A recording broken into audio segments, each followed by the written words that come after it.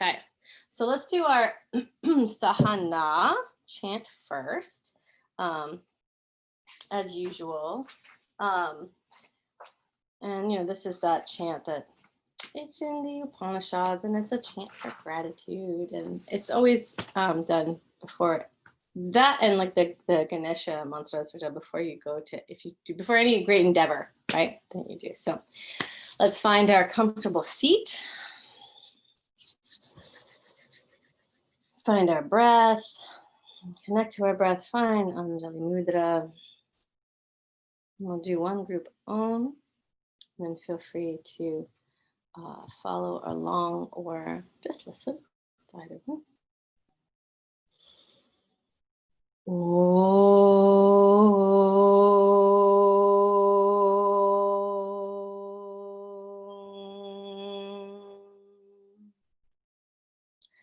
Sahana Vavatu, Sahana Bhunaktu, Saha Viryam Karavavahai, Tejasvinavati Tamastu, Ma Vidvishavahai. Om Shanti Shanti Shanti. Together, may we be protected. Together, may we be nourished. Together, may we work with great energy in our journey and be brilliant and effective. May there be harmony between us. Peace, peace, peace. Namaste. All right, thank you all. Yay! So today we get to do mantra, but first we're going to discuss a little bit what we did yesterday. But I'm so excited for the mantra. Can Yes. include that chant? I mean, I know she's like 4 lines. I think I've got the first 2, and I've got Om Shanti, of course. But yeah, the rest of it. Yeah. I'll take a picture. Like this has all the diacritical marks, or not diacritical. This has the little mantra marks that tell you like when you're supposed to like go up. Mantra chanting is so awesome in that, no offense, Eva, but singing, wow, like that's complicated. There's like, do you know what I mean? Trills and notes. That's like kirtan, you know what I mean? Mantra, it's like normal voice. You go a little bit above it, you go a little bit below it. So anybody can do it. So that's why I can do mantra. Yay! But those little lines, and I'll have them for the Gayatri too, but I'll show you what they mean, right? Like why you, like what they, when you're looking at them, like you go up, you go down, what's the double one? I'll tell you all that stuff. But yes, I'll include the Sahana. Thank you. You're welcome. All right. Yay. Okay, so let's think about, so I did not copy this, it was chicken scratching, so I feel bad. I'm gonna redo it it was just too much, there's too many things, and I wanna make it nice so I could put it on the PowerPoint, so like that practice, so make it nice like the last one I did. So again, I didn't have time. I apologize, but then also like when I get off, like all of a sudden kids, and then there's like homework they need help with, and yeah, and we'll hear the French horn again today, you guys. It's just beware. But I will make sure I get a nice clean copy of our practice that we did yesterday. So I'm going to just talk a little bit about what we did, and then I want to open it up to let you guys also tell me how your experience was. I know it can be quite challenging. Okay, please, if it was challenging, please that's not unusual. This is not stuff that you normally find in yoga studios or in gyms, although this is the way Krishnamacharya and Deskacharya would teach. So we started off on our back again. My thought process is like we've been sitting for a long time lecturing, and then maybe we went and had lunch or something, or ate, or at least rested. I don't know. I find that sometimes if I don't know exactly what people have been doing all day, it's nice to start them on their back. And so I was starting you guys on your back, and that way you can actually like connect your breath and that like mind stream and that central channel. And then we worked the upper body. So we were in constructive rest kind of ish position where our knees were bent and the feet were on the floor, the soles of the feet. And we just worked the arms. So we didn't even bother lifting the hips at that point. It was just alternate arms and turning the head. Now, what that does actually is that it, because we're on the floor, when we work the upper arms, we can really access the thoracic spine more acutely. And even more intensely is when we have the knees into the chest and work the upper arms, because the low back can't compensate for any sort of thing that might be happening. So if the upper back doesn't want to work into that sort of flattening of the curve as a back bend, it's forced to because of the way gravity, the position, and the way that the lower lumbar is then stabilized. So we're specifically working in the upper back and neck and shoulders. And this is because we were going to be doing, you know, the bandha, right? And so I wanted us to kind of start to work out the kinks in that upper area. This is especially when modern times we have that head forward position. We're at computers, we get that little computer, like the little turtle shell, little beetle body. So I wanted to open that up and create also some movement in the neck. Then we added the hips to that. That of course intensifies because more weight bearing ends up on that upper back. And so it's sort of like almost like a self massage on the floor, right? So we did the same arm movements with the head turning, but now adding the hips into Vipadapita, that tabletop posture. And then we actually stayed in that back bend for a little bit. And again, that's about trying to find some like length in that cervical spine. And then from there, we moved into Chakravakasana. So that's that tabletop to child's pose position. So it's, you know, that's a classic Vini yoga. We tend to use that more than we use cat-cow. Only because there's a little bit more control that we find for people not moving us into their like full expressions, right, of those curvatures. So a lot of times in cat-cow, people will just dump stuff, like as they come into cow, they'll just dump everything into their lower lumbar, and then they will like poke everything up into that space in that upper thoracic. So you know, those little transition vertebrae can get a little overused, right? So if they do this really intense Halloween cat, I wanted to temper that a little bit. So that's why we do that Chakravakasana. But with that, we also started to find that length in the chin and then tucking the chin back. So when we tuck the chin back, we're working, again, that sort of Jalandhara Bandha movement against gravity. So we're strengthening those neck muscles as we do that in that position. Then we did our dynamic Vajrasana, and we turned the head a little bit more, again, finding more of that mobility and range of motion in the upper back, neck, and shoulders, as well as turning the head. And that's that tall kneeling pose as we move up, back and forth. And then we started moving into our Uttanasana, where we did a little vignette. So to alleviate sort of stress in the lumbar, we did only one arm above us, right? We had the other arm tucked back. And so that gives us a few things. It's strengthening, of course, the erector spinator muscles, all those posterior muscles when we do come up and down, because there's a little added weight with the arm, right, forward. But also, you know, we're using that asymmetry just to stretch that side as well as strengthen it when we're coming down. And then we did that half seat. And again, we were doing this with that chin lifting slightly and then bringing the chin back. And then we came into the half position where we would lift the chin when we came up halfway, and then started to work on retention. So holding the breath in just a few beats to allow us to bring that chin back and then fold forward. So again, we're working the musculature in that certain way, moving towards this idea of bandha. We did that both sides. And then we worked warrior one in that some sort of same asymmetrical way with one arm, where we just focused on one arm being up and the other one down. And we worked that as well and worked the breath a little bit. So we started bringing in this idea of slight ratio, because we counted, right? And we lengthened the inhale and slowed the movement down. So 4, 5, 6, 7. We would stay at that 8-second inhale, free breath on the exhale. But then we started working the retention. So we would inhale 7, hold 1, inhale 6, hold 2. So I'm still working an 8 count, but I'm turning it from inhaling 8 to literally inhaling 4 and holding 4. That was the last section. So kind of finding this idea of the relationship between that inhale and the retention. We did the other side for that as well. And then we, and again, that's a lot of asymmetry that's happening in the body.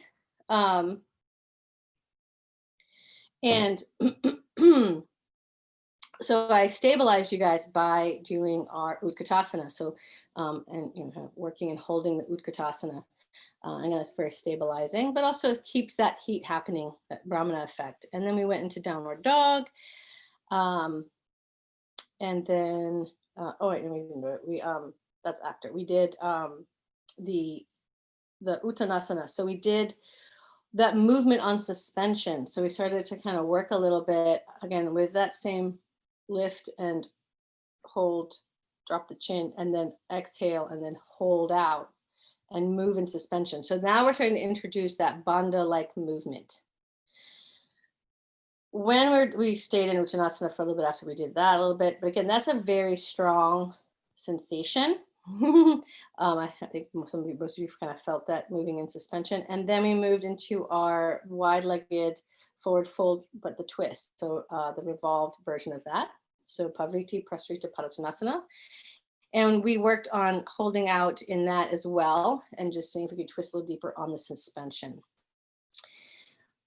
Then we came and rested in child's pose or downward dog for a little bit, but then we started working in that downward dog too. So again, piggybacking on that suspension, we kind of moved in and out of downward dog, and then sort of counted how long our exhale was, and then started to, after the exhale in downward dog, hold the breath out for half that amount-ish in suspension.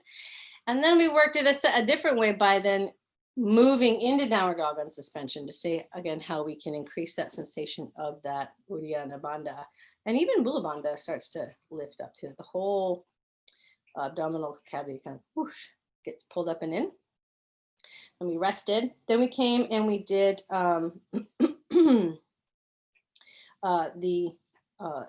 supine versions of sort of the same sort of thing as downward dog, but supine. So with our knees in, we would exhale, bring the knees up, or inhale, bring the knees up, exhale, take the arms up, kind of feeling what happens in that spine. And then again, finding slight suspension. We work that again by moving on suspension. So again, increasing that sensation of axial extension and hopefully bandha work. And then we worked Mahamudra. So then we start working on the actual bandhas a little bit in Mahamudra. So that's that position that looks like Janu Shirshasana. Mahamudra means the great seal. So one side and then the other. We kind of moved in and out to kind of move into that position, held the shin or the ankle or the toes, and then found the actual extension, worked on the retention, dropping the chin, exhaling down, and then we started working about staying up, retaining, dropping chin, and then finding Uddiyana Bandha by holding the breath out. After that, we kind of came down to a little bit of homeostasis, and then we worked our ratio, and we started to build the bandhas in the ratio. So we don't just start off immediately with bandhas, we ease our way into the ratio. It was a 2-1-2-1, again, it was familiar. We did this in the Krama practice.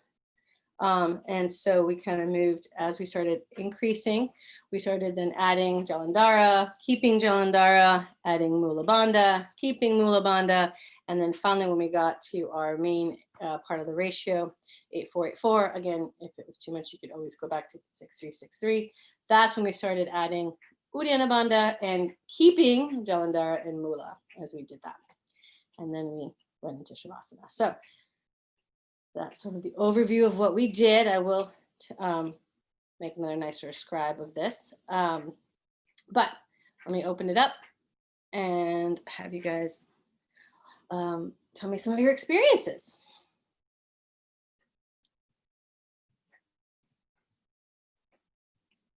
Anyone? Not at once. Someone's like, oh my God, I just went to sleep and try to forget about it.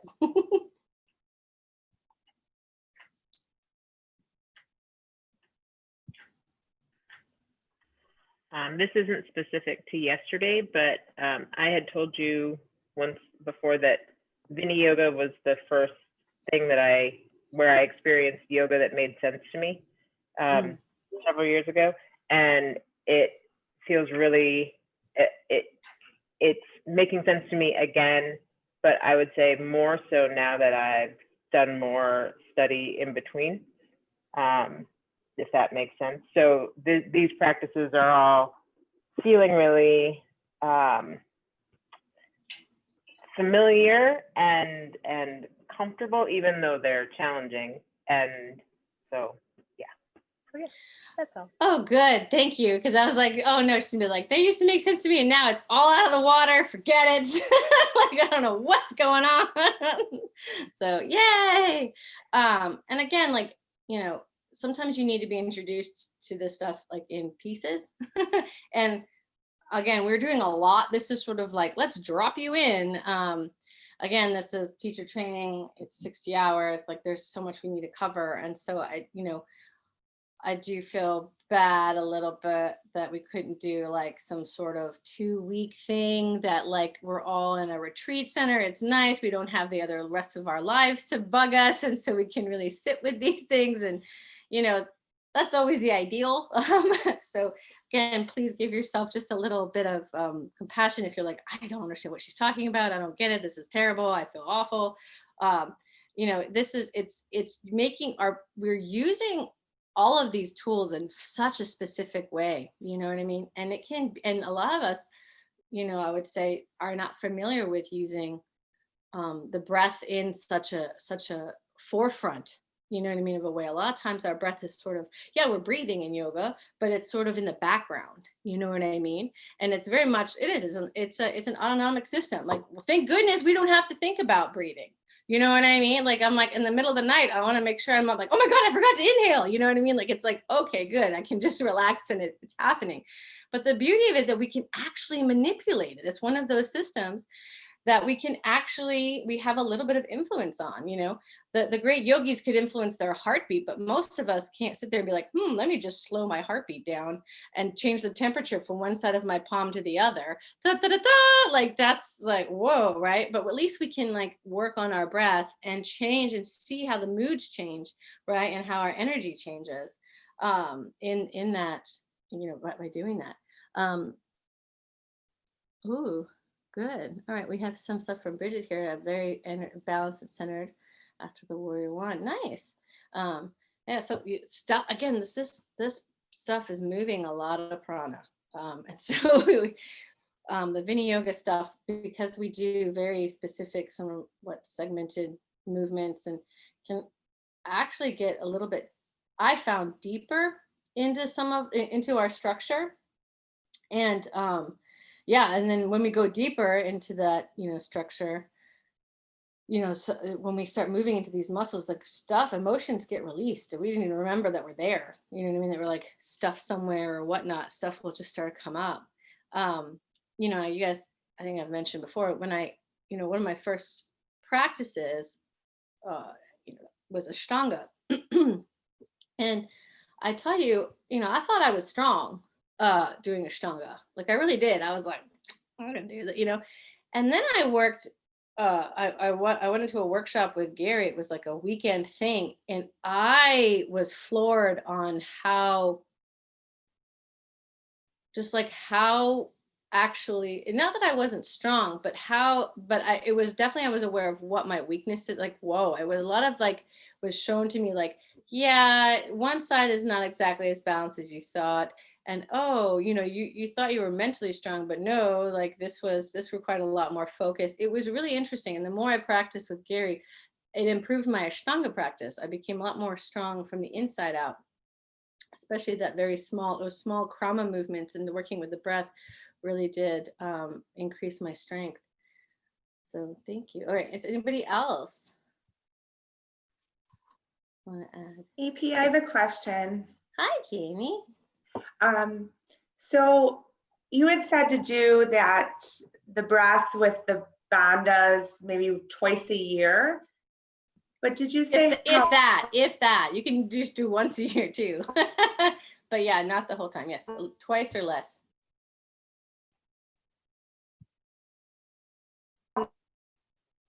You're breaking up, Jamie.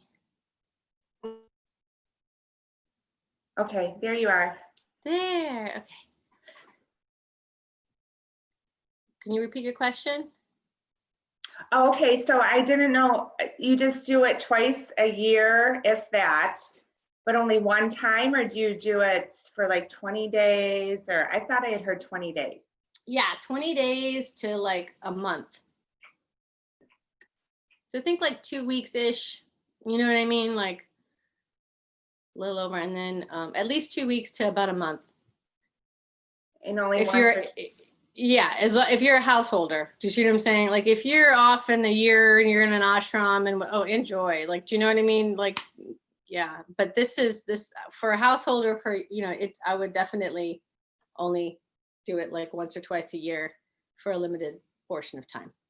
what would happen if you did it more as a householder? I mean, I don't think anything terrible would happen, but it's a very hard practice to maintain. It's a very purifying process. Do you know what I mean? And like, you need to be able to engage in the world, right? As a householder with responsibilities, Why? Why? Like, whoosh. Oh.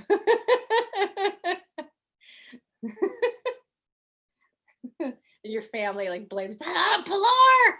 Showed her that breath work. She just left. Anyway. But I think, Jamie, you mentioned you felt the heat yesterday, right? After the practice. I did. It was a great experience for me. That's why I'm asking. Like, I just feel, it's hard to explain what I felt, but I did feel very energized afterwards. So it was very heart opening for me. I just feel like, it was an experience. It was a beautiful experience. So thank you. So that's why I'm wondering if I could practice it more. Awesome. Malik, what was this? What would trigger this practice? The calendar or some? What do you mean? So if it's something that we only do once or maybe twice a year and only for a set time, what would tell us when to do it? Like, is it's fall, so I'm going to do this annually, or is it these things are present in my life, so I'm going to do this to reset or to whatever? Yeah. Well, Gary always says like the best time is the spring.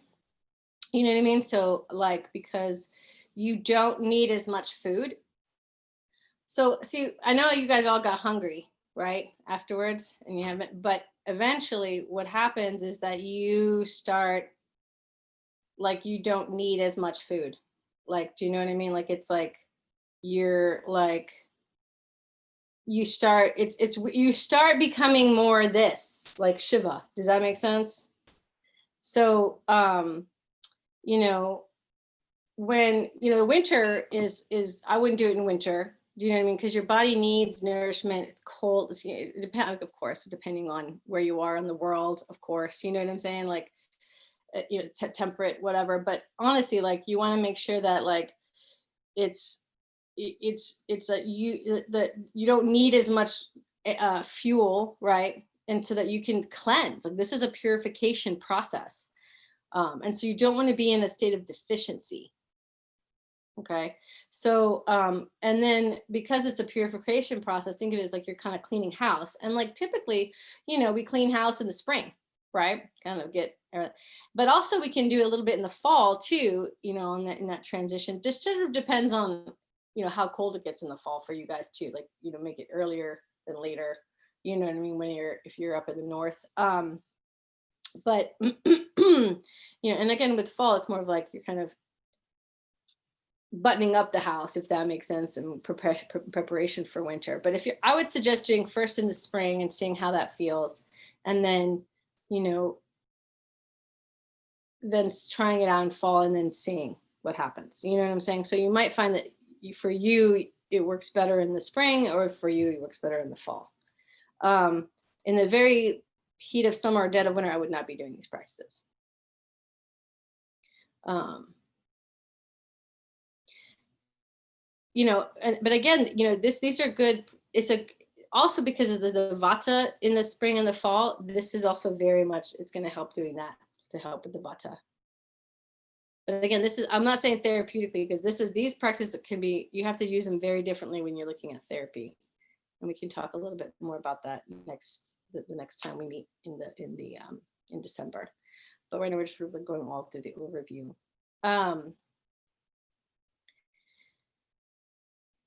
And like, make sure when you're doing these, like when you set the time, it's not like you have a bunch of family events that are happening. Do you see what I'm saying? Or like these big work events or a lot of travel. Do you know what I mean? You need to kind of make sure that your home life is stable during this time.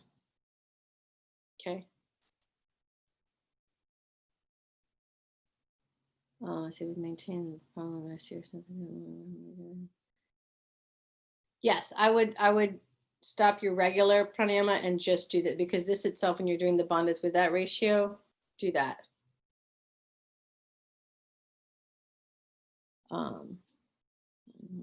Yeah, I would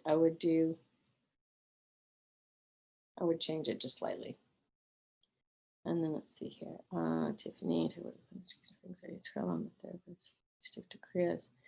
Yeah, kriyas are cleansings for sure. I would say when it comes for anxiety and trauma, working more on exhale and a little bit of suspension if it doesn't trigger anything. But again, that idea of just lengthening exhale is always good. You know, when we're looking at therapy from a yoga perspective for a yoga therapist, you know, we're going to do much simpler stuff for clients who do not do yoga, right? Like this is like for most of, I mean, if we're walking into the cardiac rehabilitation center, walking the Seton, you know, psychiatric section, like we're not like all of a sudden doing bandhas, like no, like these aren't people who normally do yoga, and these are intense practices. Even, I mean, for you guys, you've noticed, right? And you guys have done yoga. Let's see, we have a hand by Tanya. Hello, Tanya. Hi, sorry, I came in a little late. But I had a question about spontaneous locks. My body has been locking spontaneously. Can we talk about that? I'm not sure why it's doing it. I haven't been able to really find anything specifically about it. I know one of my teachers mentioned it might be in the Yoga Sutras book that we had studied. So I was curious what you which knew lock about specifically? Which Mula locks? and Uddiyana. Okay. So, and it's usually really all asana? three, because you almost have to do Jalandhara Bandha at that point. You know, I really have to push away they just happen. Yes, in asana, but asana? Yeah. Could be in meditation sometimes, but mostly asana. Okay. That's not unusual. Just like spontaneous ujjayi happens as well. It's a way for your body when you're moving in asana for it to basically like regulate how you're moving in space. Leslie Kaminoff talks about that these locks happen naturally. It has to be if you're going to like have any sort of control moving up and down, especially as you slow down, right, through gravity. Those locks are just inherent, which is why we can use them in the body in order to be able to keep you functionally safe, right, and not like collapse and hurt yourself. So, you know, that's not a bad thing. You know, it's nice that your body is you know, again, and I say this, and again, take it with a grain of salt, okay? But they say, supposedly, if you were a yoga practitioner or a teacher in this life, this is not your first rodeo, okay? You've done yoga before. And so I believe that. It may be that your body, like not just your body, but your you know, the impressions that have come through, remember it, and the body's like, oh yes, okay, here we go. And so, hey, it's a familiar and that's thing. exactly what it feels like. It feels very familiar. When I start to hear about the body inviting you to the next thing, it feels like I've done it before. It feels very familiar to me. And part of me, I started to think, well, I think maybe our gym teacher must have taught this in grade school, but I can't remember for sure. But that's how familiar it feels. Nice. So that makes sense to me that they say that because it does feel familiar to me. Well, welcome Thank back. you. Thanks. Yeah. Welcome back to the rodeo.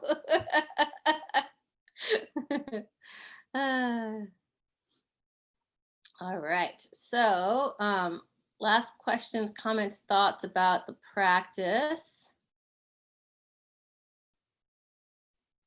And please, I mean, this is just a very brief overview we've been going through, but if you are interested in doing one of these, like a bandha practice, for spring or whatnot, set up an appointment with me. Let's, you know what I mean? Like work with it together. So that way I know that you guys are safe. Not that, I mean, I think sometimes like it's just dangerous. It's like only if you're doing like really, really crazy ratios. And as Leslie says, you don't want to be holding Mula Bandha like when you're walking down the street. Like he's so funny because he talks about he's like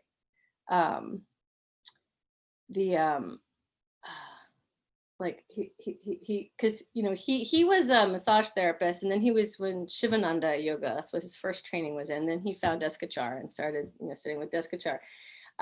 But he's a very kind of he's a bull of a guy. Like he's a barrel chested, like kind of pitta kappa or kappa pitta person, and he was like he figured out the locks, you know what I'm saying, and he's like, but he started getting like aggro a little bit, and it was like Deskachar's like, what do you need to release this Mula Bandha when you're walking around, like, because it was just like like he would just like get all like too much, you know what I mean? And so he was like, oh, okay.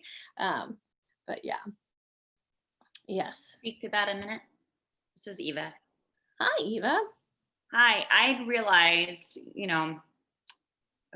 maybe 3-4 years ago that I was one of those people that was walking around all the time, and I don't know, part of that could be just from my own professional training, but I think a big part of it was also trauma, right? And that my body was braced at all times for impact, right? So I think what I was finding so activating in the practice is that I went to this, once I became aware of it, it became so acute, it was almost painful that I was gripped all the time. And I went to a sound healing and I didn't tell her anything. It was a big group of people and she came over in the middle of it and puts one of the bowls really low on my pelvis. I was laying on the floor and kind of right above my pubic bone, like a little bit above. So maybe above my cervix, kind of in there. And then it was gone. It was magic. It's like donged it. We're doing the practice again. I'm like, and I'm trying to actually, lift that. Part of me is like, yeah, but that's when I was living like this, right? Like, no, don't go there. And I was like, no, it's okay. It's okay. Chill. I can relax too. See, you can let it go again. Yeah. Around for 30 years. Yeah. Yeah. Anyway, Good. that was just my experience. Nice. I'm glad that you were able to like, oh wait, I can also let go. Like I can remember to let go. Yes, good. Yeah, the letting go is hard for me. Like pulling it up, piece of cake. Easy peasy. Yeah. The letting it go is like, I really have to focus. Anyway. Well, and again, this is our work, right? Each of us have our work, right? And our own samskaras that we work with. And some of us can easily do this. And some of us are like, but I don't want to do that. And some of it, the work is doing this, right? And being like, oh, because some of us are just like this. So it's so funny how like, but yes, awesome. Okay, well, shall we start with mantra? Is there any other questions, comments, thoughts? Okay. All right. Okay. All right. So let me get the slides going. I will share my screen. Oh, Terry, do you want me to make you host? Okay. Thank you. Hold on before I do that. Let me make sure. Share my screen. All right. Now I'm gonna make you host.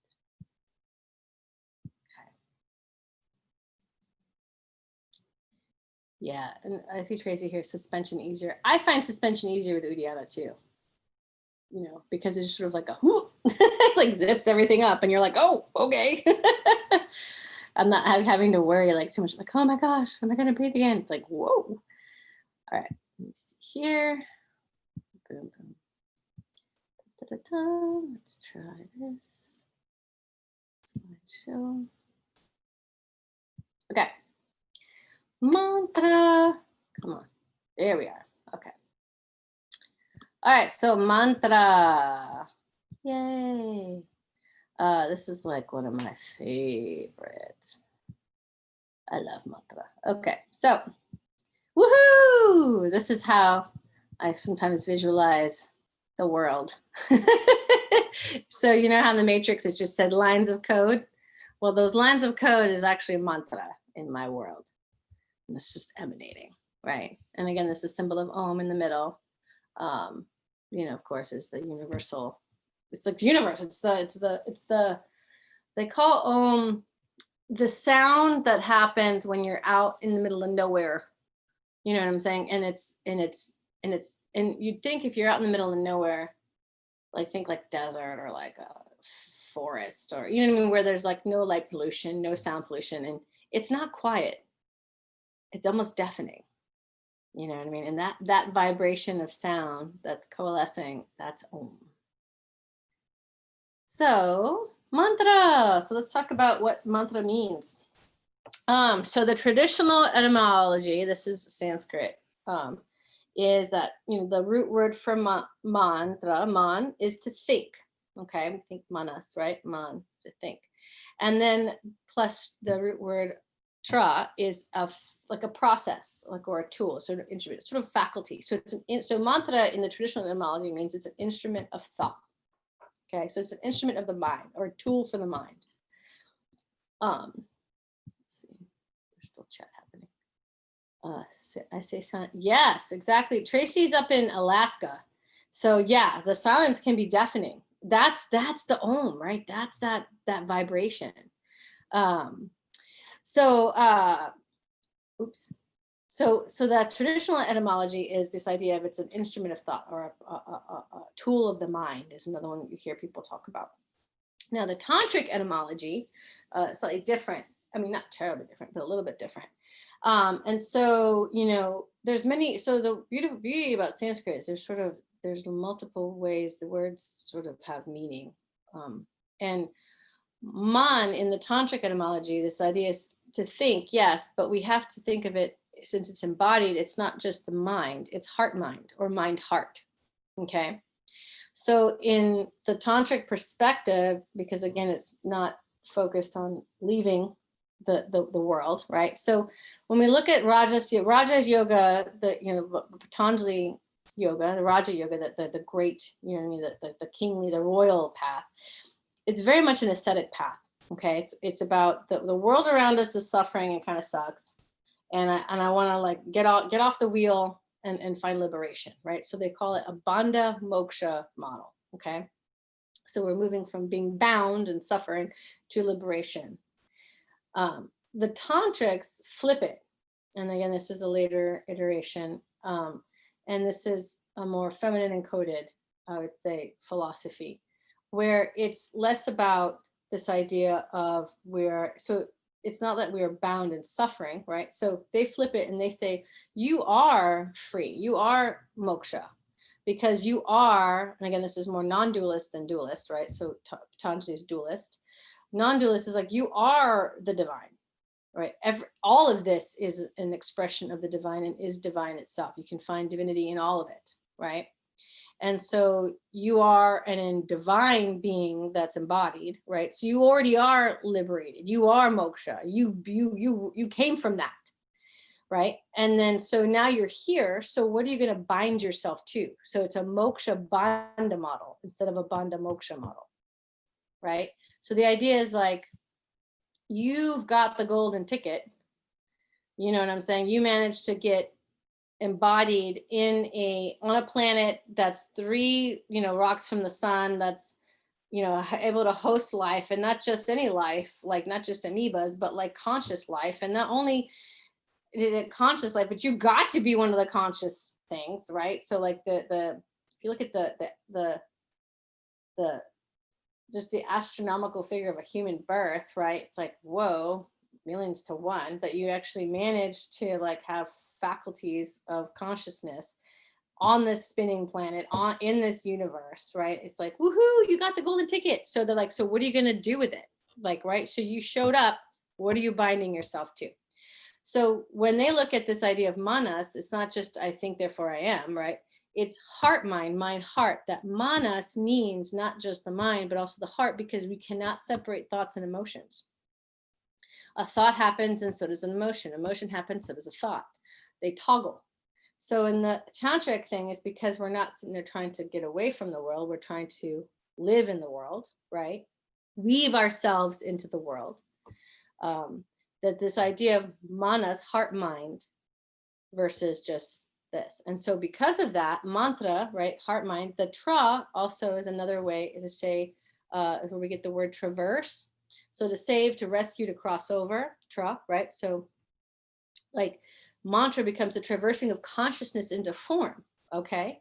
But also, if you think about it for a moment, we have heart, we have mind, right?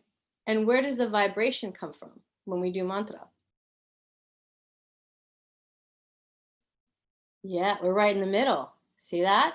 It crosses, it saves the two. Does that make sense? This idea is like, this is the bridge. The mantra is the bridge to this, between these.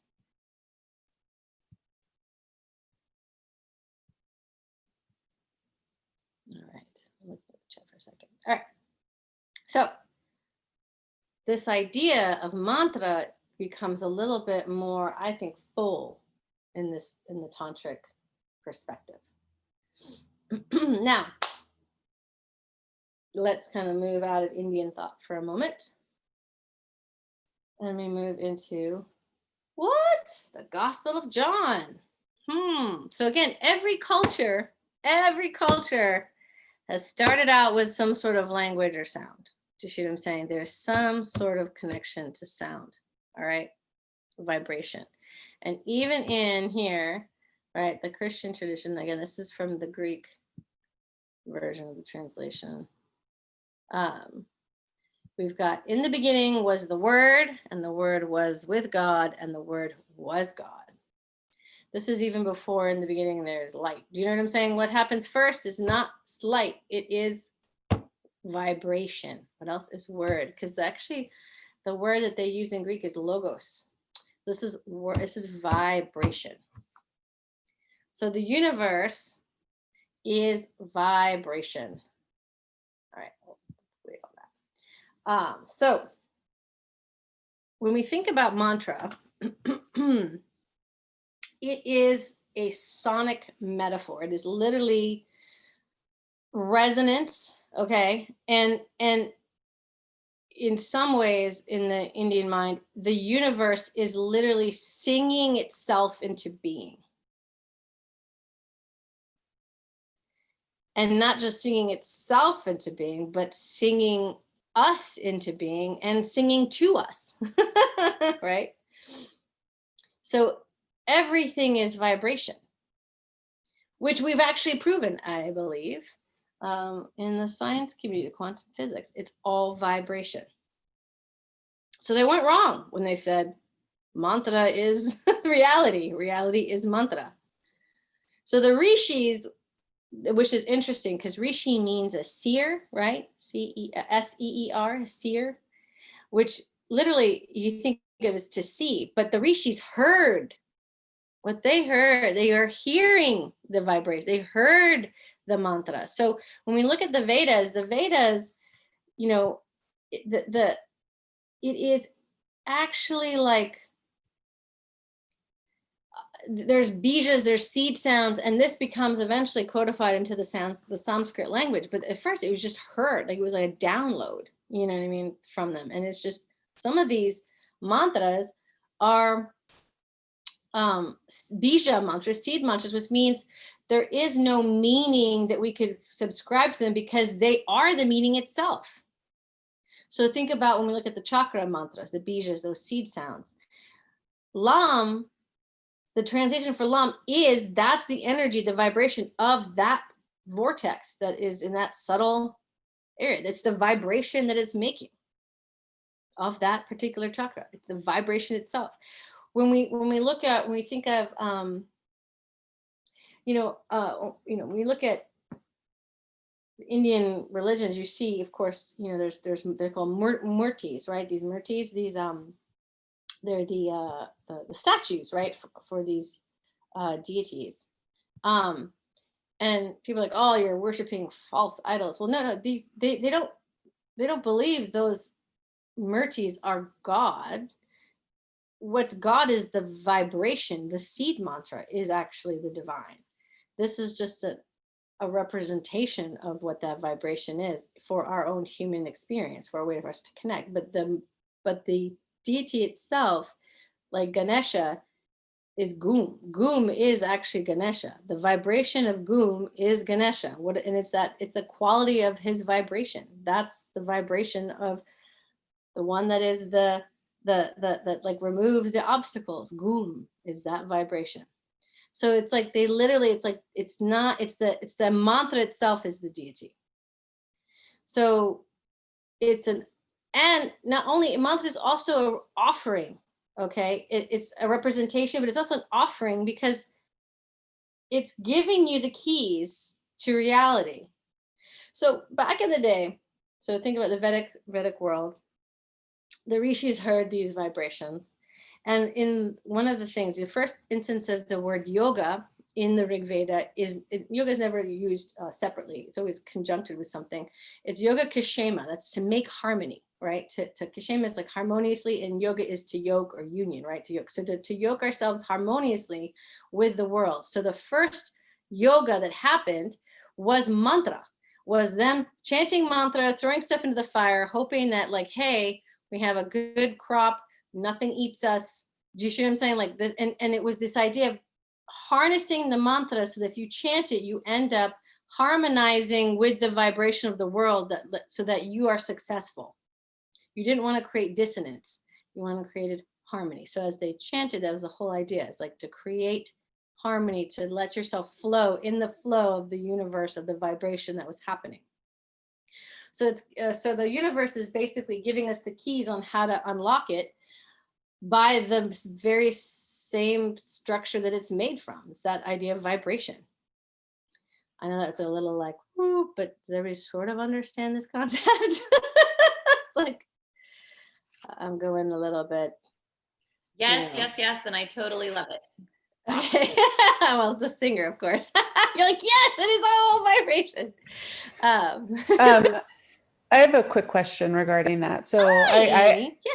Good morning. I absolutely resonate with that. But then and when you were, so this is John, it's all the same thing, just a different language. So then in a different text, it might not be Lam or Om. Right. But do the words still carry the same vibration? Well, here's the thing. Like, if you look at the idea of Om, Amen, Shalom, do you see what I'm saying? Like, they have very similar resonances. Allah, like, you know what I mean? Yep. Yeah. Yep. It's very interesting. Now, when we look at mantra is, I mean, it's been around. Like the Rig Veda is dated like 2000 BCE, you know what I mean? Something like it's so, some of these mantras are sort of time tested in that they've been chanted for so long, you know what I mean? And like, again, like,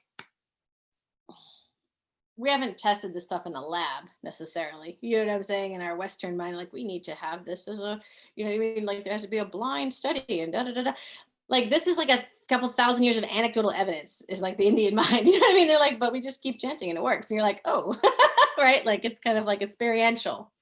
But yes, you can start to see, especially when you look at language and how language I should have basically been one of those people that like, is it called philology? They study the origins of language. Because I'm always fascinated. Like you can map the way people moved across the continents by tracing back through language, you know what I mean? And how things influenced each other. And so, you know, when you say Greek is related to Indic or you know, this is the Vedic language. Like this is all like they all sort of have these similar roots, you know what I mean? As this nomadic people kind of traveled across. Again, that's a different lecture, and one that probably my you know, comparative religious and Sanskrit professor would be better to talk about. But it's a fascinating study to see, right? You know what I mean? How language all where the branches go, right? So that's why you kind of see some similarities, if that makes sense, or at least the intonations and the tones. So, you know, because it's literally offering these keys, you know, for you to unlock it, it is a gateway. So mantra is a gateway and a method for us to sort of cultivate and express, you know, the gifts of this embodied form of the very nature of reality, right? So as we chant, so one of the things like you think about is when we chant, we're inviting that vibration to resonate deep within us, right? And so we're asking that, you know, we're asking it to literally we start to tune and vibrate with that same vibration, if that makes sense. Let's see. Here we go. Oh, interesting, Stacey. I forget where I read it, but how the chants and mantras are so powerful because they've been uttered by so many. Yes.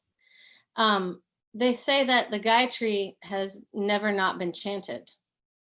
Like when the rishis heard it, okay, the Gayatri mantra, the Savitur, or the Savitri mantra, which is called the Gayatri, like literally, they say that like that's the reason why the sun comes up, right? Because it's never not been chanted.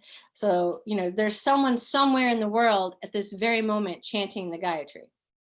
And so when it's interesting, the more you start to like connect to mantra, it's very interesting that you did it. Like you kind of, you join their consciousness, like your consciousness joins and your voice joins that group. It's interesting because when you start activating these mantras, when you start really vibing with them, if you focus on a moment and you can hear it and you kind of pick it up. And it's not always at the beginning of the mantra, but it's like you're kind of picking up, like, you know how like when you have for example, like you also get a song in your head, right? And you're like, oh my God. And then you turn on the radio and it's at the exact same burst that you're about to sing to in your head. Anybody had that weird thing happen? Hello? Yes, no, maybe so ish. I was like, yes, that definitely happened. Right. And you're like, what, you know, because you're hearing it, like literally like you're vibing. Well, it's kind of like that when you're looking at those universal mantras that they're happening, where it's like, you're like, whoop, there it is. Like you're there. It's like constantly happening. And you can just sort of tune into it and then end up in that same cycle. It's hard to just, I hope that describes somewhat a little bit of what that is, but it reminds me of that. Anyway. So, you know, with mantra, there is so mantras some of them have meaning and some of them don't have no meaning in that they are the meaning itself. Okay. But the idea is that there is this intention and knowledge, like this sort of, you know, this self-expression, if you will, of the universe taking shape in this form, right? In this particular articulation. And because of it, the universe is a dynamic, energetic, living, intelligent thing, right? It's its own powerful nature. And so we have access to this. We just need to plug in. We just need to tap in. And that was the idea of this idea of Yoga Kashena. I chanted the Om Sahana Bhavatu mantra. Yeah, that's that's so funny. Yes, Virginia, very similar to the radio. So when you start, it's interesting, when you start becoming more aware of mantra, it's funny. I've woken up and I've been chanting the Mahamrityunjaya, or like, you know what I mean? Like, it's weird. Like, you're like, huh, and you're just tuning in. You're tuning into these things. And it's sort of, it's like, yeah, it's processing itself through. So when we think about this so one of the ways we access it is through mantra and through japa. So japa is important because japa means repetition. It's the recursive nature, okay, of it. So as we move, so when we do japa, so the thing is with mantra is that these tried and true because they've chanted it over and over and over again and found that these effects happen. Okay, so they have some effects. Now, okay, whether that be just feeling of illumination, but there's also like, is it the Sama? One of the Vedas is like spells and like, you know, these are mantras, and it's like there's a mantra to like get rid of cobra snakes, you know, from your land, and there's a mantra for that, you know what I mean? Like there's mantra for everything, and the idea is that like japa means that like it's tried and true, because if you can't just chant it once and have it has to have an effect, a recursive effect. So the power of mantra is in the repetition, and the more you repeat, and this is again, you know, if Tina's still on here, like the Kundalini lineage, like they're very much into mantra japa. So it's like you get a mantra and you're supposed to do it for like a certain number of days, 30 days, 40 days, 6 months, like, you know what I mean? You have to chant it so many times a day for so many minutes, you know what I mean? Like, and the reason they do that is because it's just like any sort of consistency. When you are consistent, when you do the japa, the repetition, this recursive nature, it is powerful, and it becomes embodied. Like it literally creates the effect.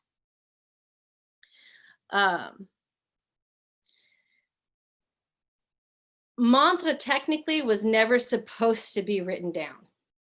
So this is not, again, this is not scriptos. This was not a culture of written, it was oral. And so, you know, these people originated, at least the ones that came, you know, that brought the Vedas. And again, I don't want to get into like controversy, but there is a nationalist movement in India that basically is like the Vedas are from India. All the academic research, archaeological research, everything else, it's a very political stance, say no. And that they were a migratory people that came into the Punjab region, okay? So the Vedas did not originate in India, but they flourished in India, okay? But these people were a migratory people, so they're not dragging around stone tablets, you know what I mean, in 1500, you know, BCE, because they had wagons. Like no one, anybody who's moved in their life, you end up giving away books is the first thing that happens. Like, you know what I mean? You don't drag that stuff around. And so everything was here, mental, okay? Everything was, it was like a migratory slash and burn culture, agriculture. Like it literally just moved with the seasons and followed herds of cattle. So when they showed up at the Punjab, it was like, woo, this is like the most beautiful, fertile environment, and they didn't have to go anywhere anymore. They're like, we'll just stay here. And then, but they still kept this idea of the oral tradition. And eventually, yes, we ended up with, you know, written script and that stuff, but the original is definitely oral. And so these mantras, they just were chanted. They're chanted, and there were medic devices to remember the chant. Families, certain groups would memorize different sections of the Veda, you know what I mean? So you had the whole tome connected, but it was like divided with different, it was fascinating. But mantra is literally the very, very, very, the very beginnings of the idea of yoga. And also this is where we get this idea of Rita, right? So like, you know, Rita means order. So, you know, the very beginning, this idea, you know, is that the universe can can organize itself. And this idea of Rita means order, and that moves into this idea of Dharma. So from the very beginnings of mantra, this idea that we could find these vibrations and we could hear, we could figure out the order, that eventually turns into Dharma and the concept of Dharma.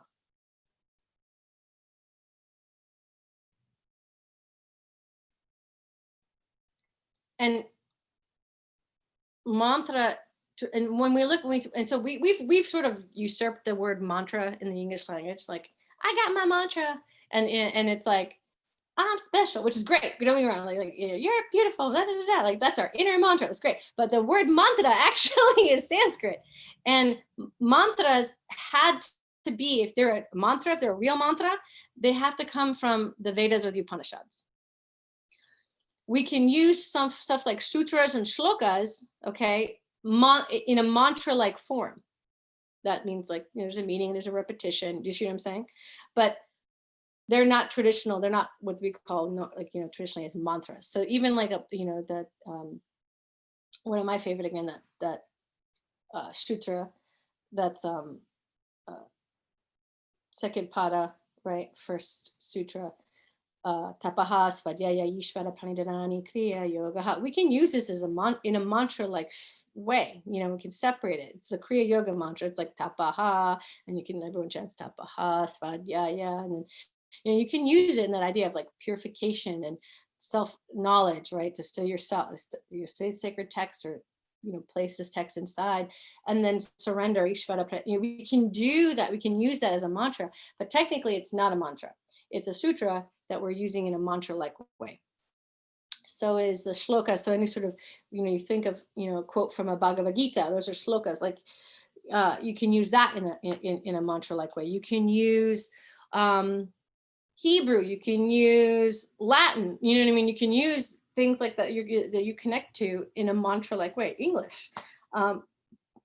But technically mantras, when you look at the classic definition of what a mantra is, it has to come from the Vedas or the Upanishads. So because of that, the mantras that we're talking about from the Vedas or the Upanishads, they're linked to energy, okay, specifically like they contain within it the power of the source, right? Its emanation cannot be separated from the source. So when this is again in the Indian mind, this is the idea of mantra, is that you are literally connecting to the source through this. These are the keys. This is like, it's emanating, you become it, you're vibrating as it.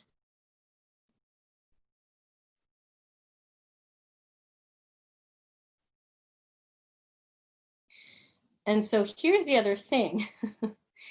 The transferable power of a mantra, and this is, according to my teacher, Gary, he said, it depends upon the power of the initiate's relationship to the teacher.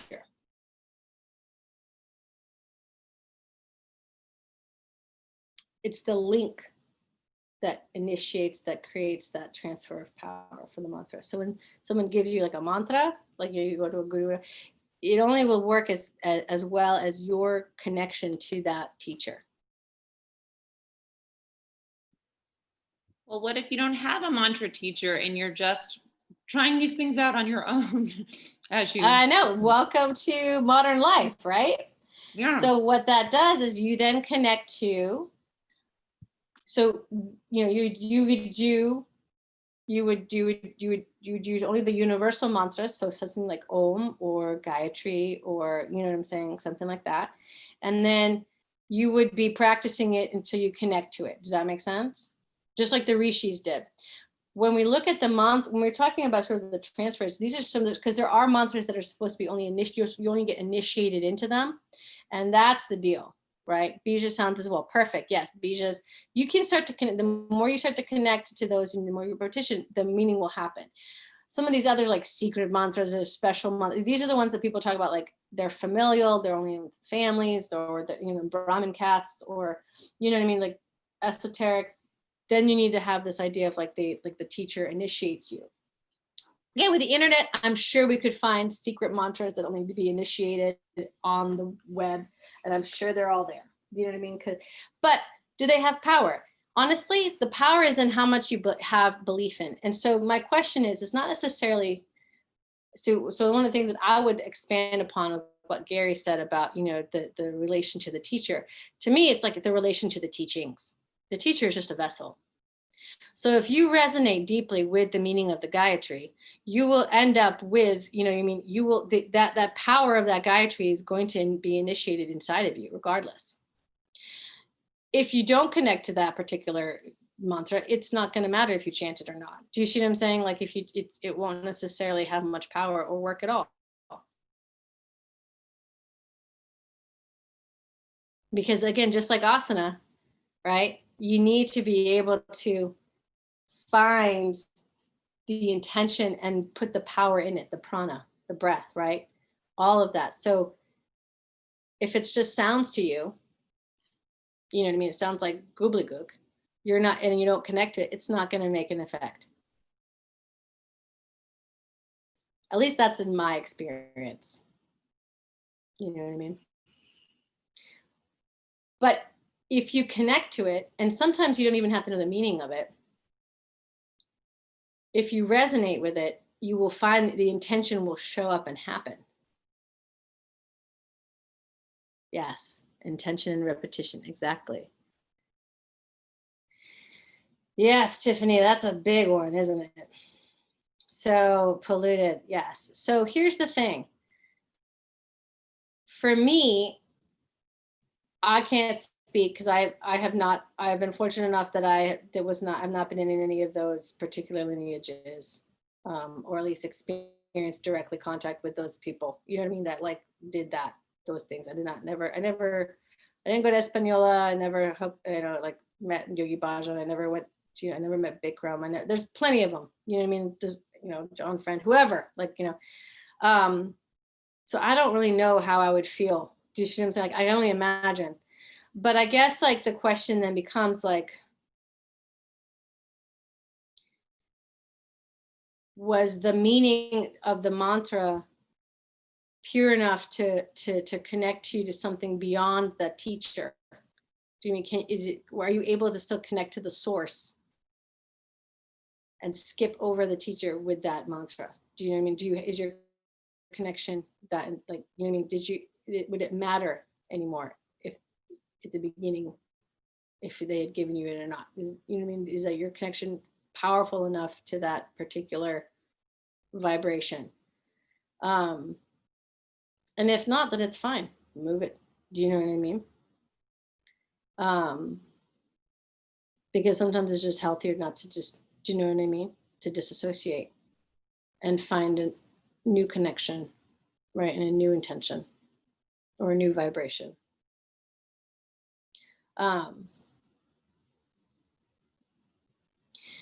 So the example I was going to give is that I had a friend who is a airline stewardess, airline person. I don't know what they call them now. It's like, because they do more than just, hey, serve coffee. They like help protect you. You know what I mean? Like they have to learn all this training now to make sure, like, okay, no one's going to hijack a plane or whatever. And she does Ashtanga. And we went to the Ashtanga confluence a few years ago. Flight attendant. Thank you, Tiffany. And they and she's very much an Ashtangi. And one of the things, like, oh my God, who is it? It's not David Williams. It's the other one. But he does the he's a senior Ashtanga teacher, but he does the Hanuman Chalisa. I'll remember his name in a little bit. And he's got a whole band too, and he's maybe in his 50s or 60s, and he plays the harmonium, and they sing the entire Hanuman Chalisa. So if you've never heard the Hanuman Chalisa, it is a very, very, very, very long kirtan song with lots of mantra in it, and it's about Hanuman, and it's all Sanskrit, of course. And I remember during it, she just started crying, and then she was smiling, and just tears were flowing. And she's like, I have no idea what this means, but I just know that this is what I need, like this vibration. You know what I'm saying? Like she had no idea what the meaning is, but she connected so deeply with this vibration that she could feel all the joy and the story and the meaning, even if it wasn't, you know, written out in words. Like she had an emotional response. And again, this is the pure power of music, right? But there's something about that particular, you know, Chalisa, that chant, that song, that kirtan, that like literally moved her to tears. And it's so, so, so powerful. So one of my favorite versions of this is a Krishna Das version of the Hanuman Chalisa. So definitely check it out on YouTube. It is so powerful, but she didn't know any Sanskrit. She doesn't know any meaning, but that the effect, the vibration created a connection and emotion. And, you know what I mean? And that link, regardless. Do you see what I'm saying? So today I will definitely teach you Gayatri. It's a universal mantra. I can teach you the Sahana as well, but we're going to definitely do the Gayatri. And so that would be similar to an initiation. So like you guys will be able to, yes, thank you, Charlotte. You'll be able to connect to at least the Gayatri in its full form. And we'll talk about the ways we chant it too. But yes, I think he does live kirtan. Yes, I think Krishna Das started doing that. I need to check it out. His voice. Ooh, I love it. Anyway, okay, so let me figure out timing here. All right. So let's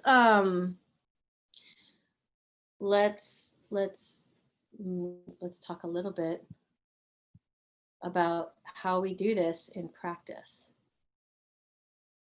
Okay. So this is like integrating sound and mantra. Okay. And so chanting in asana. So when we chant in asana, it intensifies the effects of the posture. Okay. So for example, if you're in Utkatasana, chair pose, and you start chanting Ram, which is the bija for the Manipura chakra, right? That third chakra. It will intensify the feeling of Utkatasana. So chair pose is also known as fierce pose. And it's like, oh yeah, I'm not in chair pose now. I'm in fierce pose for sure. When you're chanting Ram, like in that particular posture. So you'll feel an intensification, right, of the effect. Now, the other thing that chanting in asana does is that it actually helps you memorize the chant even more. So, you know, using nyasa and using gesture or movement for sound with sound is a classic thing that we do. So, you know, if we can remember being on the playground, you know, back in the day, I remember, you know, chanting or singing, right? And clapping. So, you know, it's like, see my playmate, come out and play with me, and we'll be something and free, you know, but for the most part, I could remember the words, but I remember the gestures that go with it, right? Like, and it's the same thing with, when we did jump rope and double dutch stuff, there's songs, and that's how you remember, like, because of the way the movement happened, you remember the song, which is interesting. So it embeds itself deeper when we move, when we use movement, when we use gesture, right? And so that also helps to internalize the meaning as well. When we use mantra or chanting with breath, you know, we're doing this for the most part when we're doing this on our own, and we'll be jolly friends forevermore. That's it, Amy. Thank you. That's it. Yes. Okay. See, I know. So what happens when you have kids? Like that little memory cell, you know, probably went through to them. So, all right.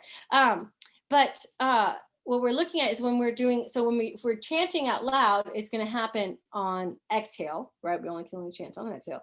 But that will help in timing, you know what I mean? The breath and deepening the breath and lengthening the breath as we chant.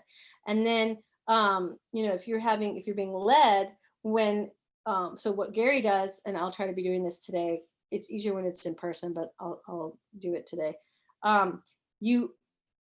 the teacher will chant on the inhale. Okay. So while you guys are inhaling, the teacher's chanting, well, there would be exhaling, obviously. But when you are supposed to be inhaling and moving, the teacher chants what you're going to be chanting on your next exhale. But you're also listening and you're breathing and moving in time with that chant. So again, it helps lengthen and again, connect you to that particular vibration in that mantra. And then, because and then if you can, and at the same time, hopefully you are also chanting that in your head as you're inhaling as well. So you're mentally chanting as you're moving on the inhale, even if you're not making necessarily the vibration through the mouth, like exhale. And that helps embed that meaning deeper into your system and helps to activate the power of that particular mantra. They say for mantra, loud is good. Whisper, quiet is better. And then silent is the best. And silent, it's like they say the chanting in silence, just in your mind, it's like you are talking or whispering sweet nothings to the divine.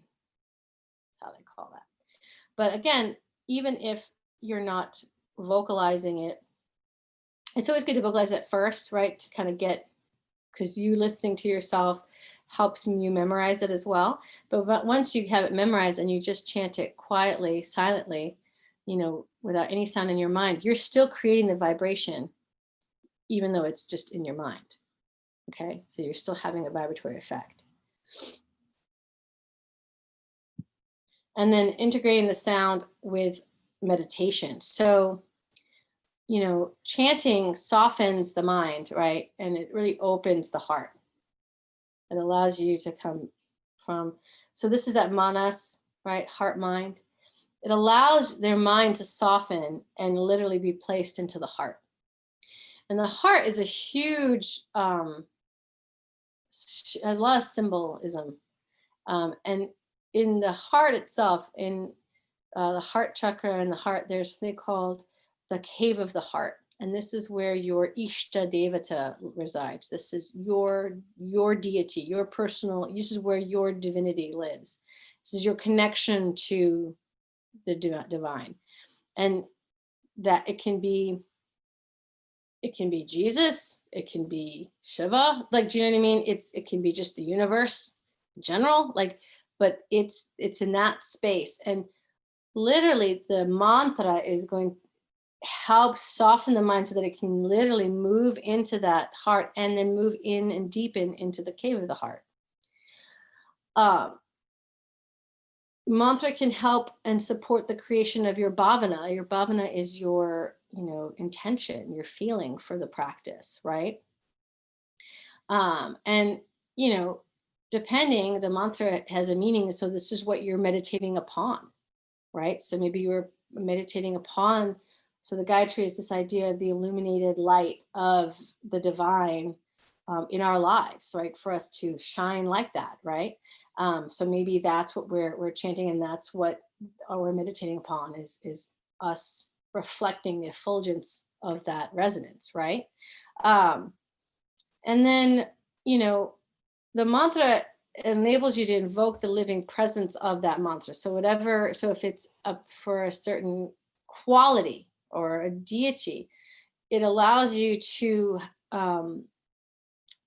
cultivate a relationship with it.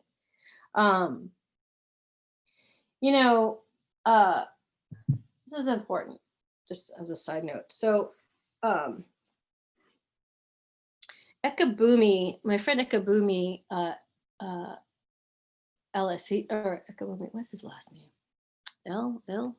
Anyway, I always call him Eka. So Ekabumi, he wrote the Sanskrit coloring book, and there's another one. He has a separate one too, but my favorite is the Shakti coloring book.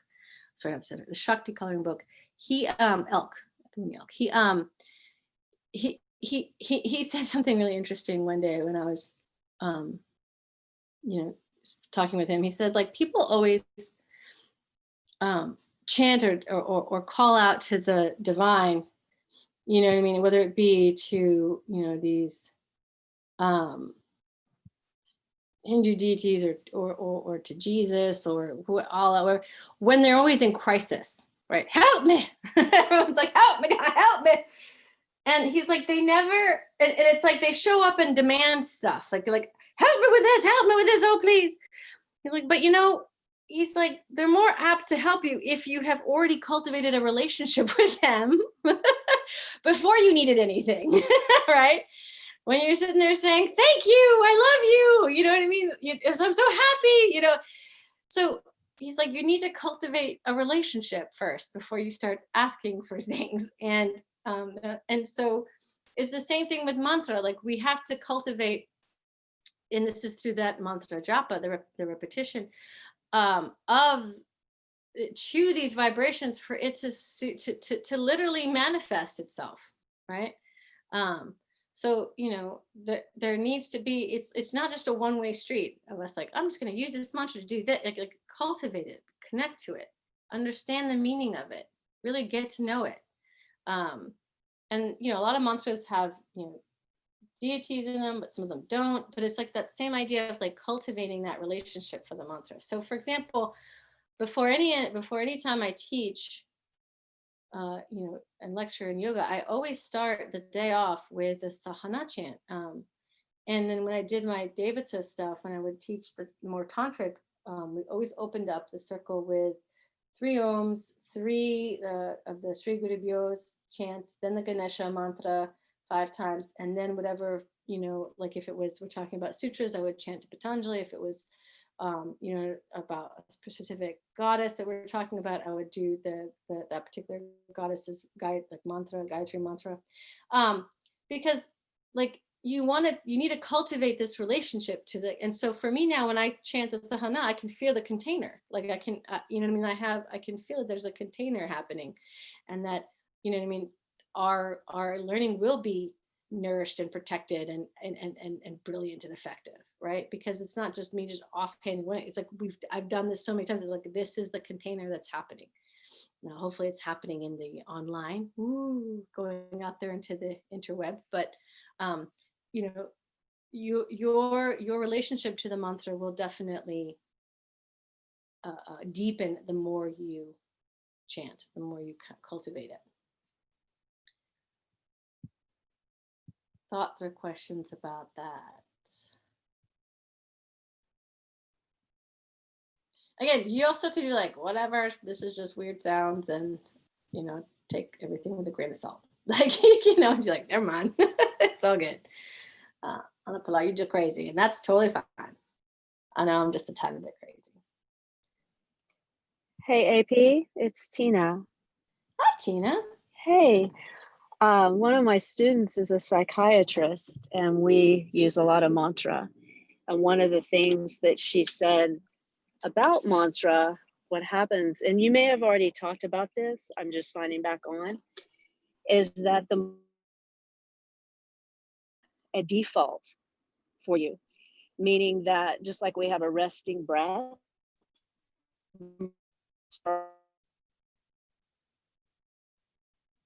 Tina, you're breaking up. Huh? You're just driving down the street. Oh, I am? I know, I want to hear the whole thing. Because I'm getting like pieces of default driving down the street. I'm like, but where's the meat? Am I back? Am I back now? Yes, you're back. Okay. You're back. Okay, so she explained it to me like this, that the mantra becomes like what's called a default setting, meaning just like we have a resting breath. When we practice using a mantra over and over again. So in Kundalini, we use a lot of Satnam, Satnam, Satnam, but it could be any mantra that you use over again that resonates with you. That when your mind is in a place of resting, say you're just driving down the street, that mantra will start to resonate in the mind because it becomes a default. So it lessens the chittavritti and the chatter because the mantra starts to resonate and create, you could say, prana in the mind. So I thought that was real neat that from her psychiatrist background, as a doctor of psychiatry, she related mantra to that. And I have found that in times of stress or anxiety, when I'm using mantra a lot, the mind will click to that. So you can have moments of peace from the mantra.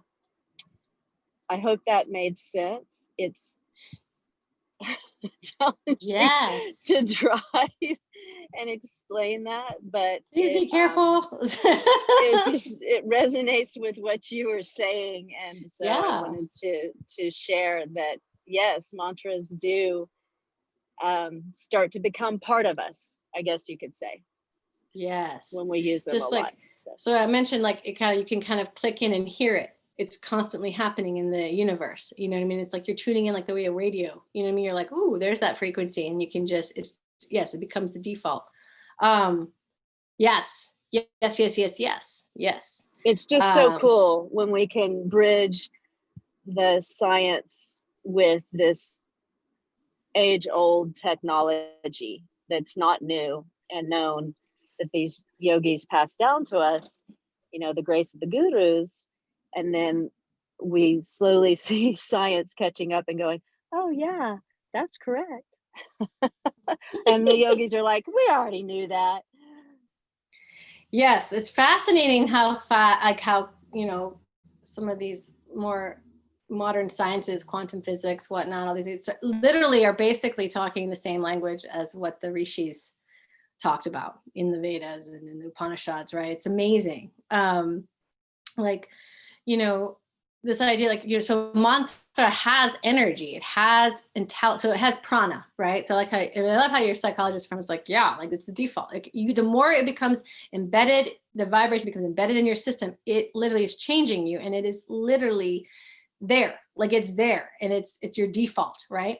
And so it has energy, it has intelligence and information. So when you repeat this mantra, this vibration literally becomes integrated into your system, and therefore transforms you. Like it helps to literally transform you.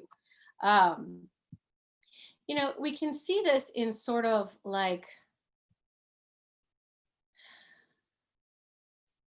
you know, when we look at, you know, plants, right, and how they respond to classical music versus, you know what I mean, different types of dissonant vibrations, like, you know, and how they expand, or they grow, right?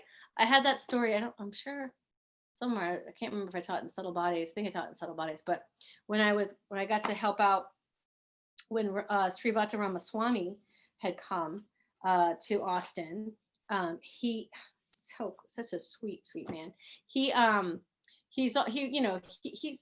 of the kind of gold standard mantra people in India for a time. He was really like well known, and so he did like 4 days of mantra. So I was so excited. I signed up for that, and I was helping the events coordinator, so it helped set up the room. This is back in like 2003, maybe 2005, something like that. And one of the ththings I did was I had to get we got these like nice beautiful vase of roses, of flowers, to sit on the podium near him, you know what I mean? Like, because you want everything look pretty when, you know, they have like, you know, when you have a class, and you want them, you know, to feel comfortable, but also to be visually beautiful. And so we had this really beautiful, big, huge bouquet of roses in a vase, and I got them just down the street from this wonderful florist.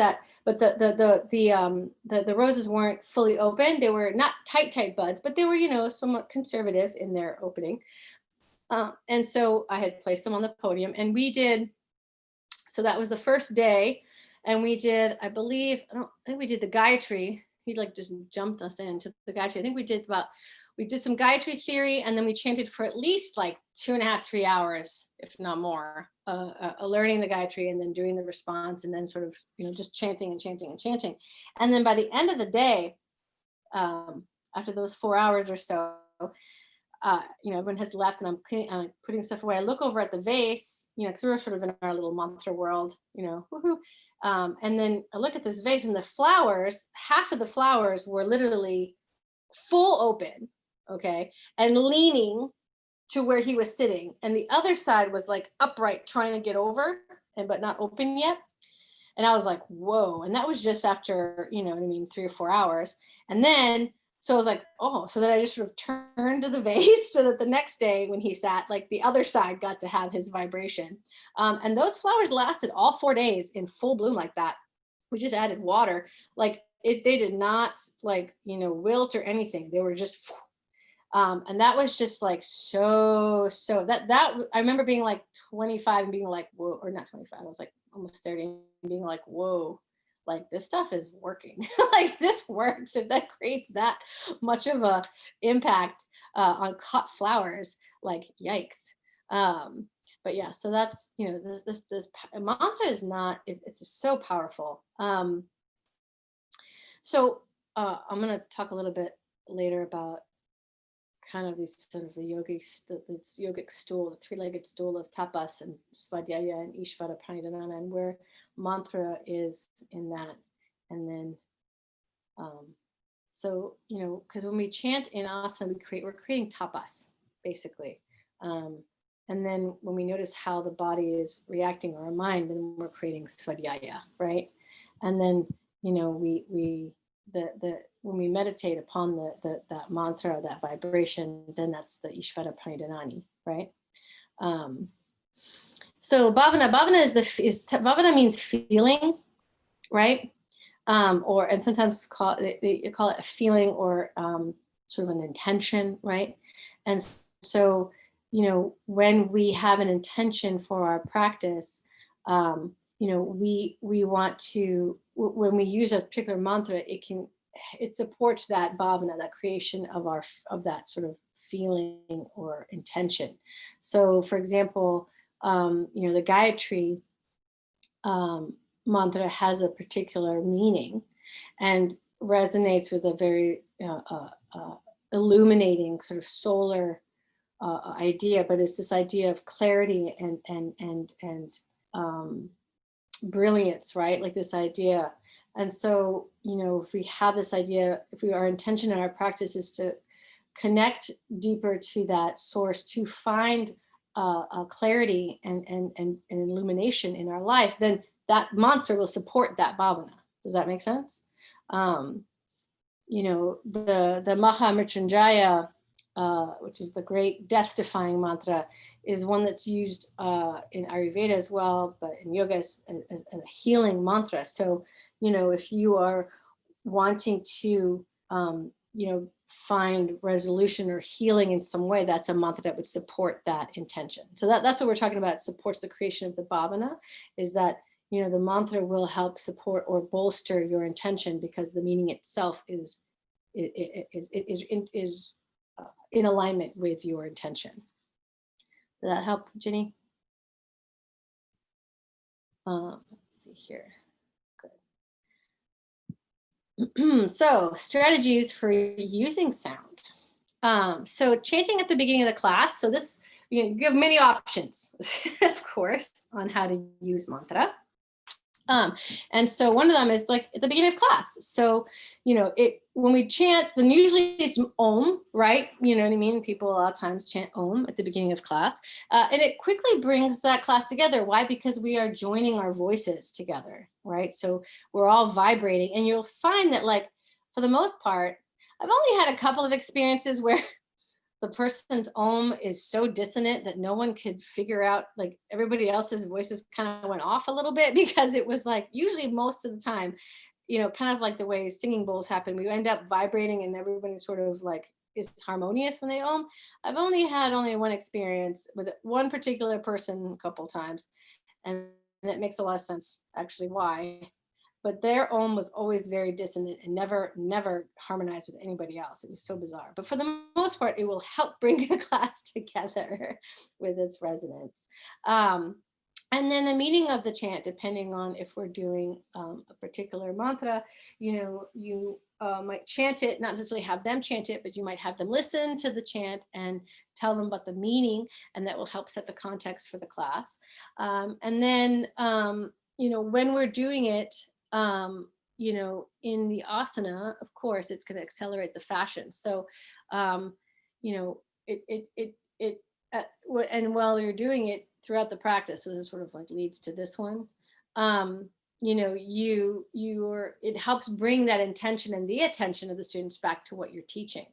So when you're doing it throughout the practice in the asana, like that breath regulation, and mantra, we don't want to introduce like all of it at once. So we want to do it step by step. So you might have them do the posture, the dynamic movement first without the mantra, and then you will have them use the mantra, or you might chant it as they inhale and then have them chant it as exhale, but you'll take it step by step. You don't want to just like jump all into it.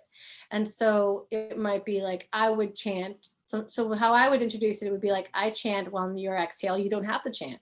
You don't chant at all, but you're just listening to it. And then I will then teach you, and that helps with like the breath. And then I would have them chant on another posture later on, have them chant on exhale, and I'll chant on inhale. So, again, it's sort of a step-by-step process. And then the thing is that the more and more they chant, that happens when the mantra is being happening in the asana, you need to kind of like watch the room or feel the room, because there will be an energetic shift. So mantra, when you're chanting, it very much is, again, it's this idea of the tool of the mind. It really focuses the mind and brings it inside, right, really deep inside. So they might not want to be chanting loud, when you're sitting. So be aware of that. You might be, chanting much more, much softer towards the end of class, simply because of the energetic shift that happens. And then when we chant at the end of class, again, that helps bring the students back together with the intention, of that practice. And then it, again, connects all of our voices and that vibration again all together. So it reconnects everybody, in that moment before the class is done and everyone disperses into their lives, right? So it's a nice sweet moment. And so, I've seen people use Om as well. And then I know, like in the Kundalini tradition, like they used to sing, right? It wasn't like a traditional mantra, but it was a lovely song. The Longtime Sun Shine Upon You song. And it's just, again, it's a way for it to kind of bring the community back together before they disperse. So then there's a question of like, what mantras to use? So you want to use the mantras that you want to learn. That's the one way to do in your own personal practice, right? Is to start using the mantras that you want to learn and that are transmitting the meaning that you want to explore and the qualities that you want to cultivate. And whether that be like, a sense of support or protection, or it could be expansion, right? And then that chant will support your meditation. So yeah, here we had a teacher that chant at the end of Shavasana, yes. And there's teachers that had the that like, do the harmonium, right? That box sort of thing that you see a lot of, and they can sing these beautiful kirtan or mantras, at the end for Shavasana. It's very beautiful. And one of the nice things about using mantra, traditional mantra like Sanskrit, right? Or other languages in a mantra-like form, like Hebrew or Latin, is that, you don't have the same emotional charge with those sounds as you do with your own language, right? So, and I mentioned this before in another course, but it's like, when we teach, so Gary has a story that he was teaching at the YMCA in Hawaii, where he was living in his 20s, and he was having people chant, English, right? Sort of affirmation in a mantra-like fashion. He was doing it in Warrior One, and you would inhale, and he chant joy, and then you exhale, and you chant joy as you bring joy into your heart. So you would inhale into Warrior One, and as you exhale, you chant and come out of the posture just a little bit and bring your hands to your heart, bringing that idea, that word of joy. And so he did the whole class, and he had noticed that the dude in the back had a sort of sour look on his face throughout the whole practice. And so he, of course, went and asked him, how he felt about the practice, how I was doing, like what was, going on. And the guy's like, no, it's, the movement was fine. It was great. It's just, well, he's like, my ex-wife's name is Joy. So I really didn't want to bring joy into my heart.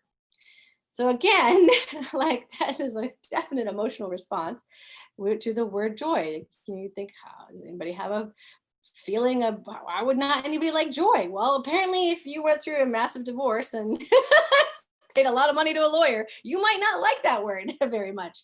And so, when we use instead something like Sanskrit, like ananda, bliss or joy, that's going to have a different emotional response, right? Because you can know what the meaning of the word is, but you're not constantly saying joy, joy, joy. You're saying ananda, ananda, right?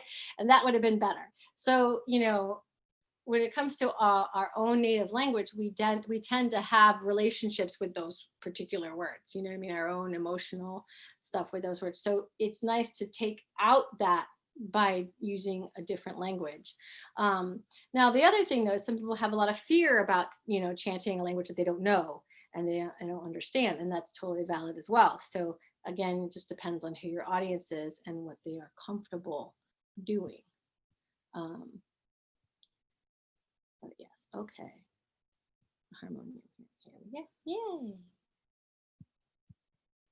Next slide. So the role of mantra, like Aldous Huxley, it opens the doors of perception. So, mantra vibration really starts to bring your attention inward and finding subtle vibrations and nuances, really. And then mantras, these are tried and tested, true tested, recursive, repetitive sounds. And so they really can cultivate higher potentials. And again, this sort of, it's a link or merge with these mysterious forces. So, which is the divine, which is the universe itself, which is awareness and perception of things, beyond what maybe our eyes can see.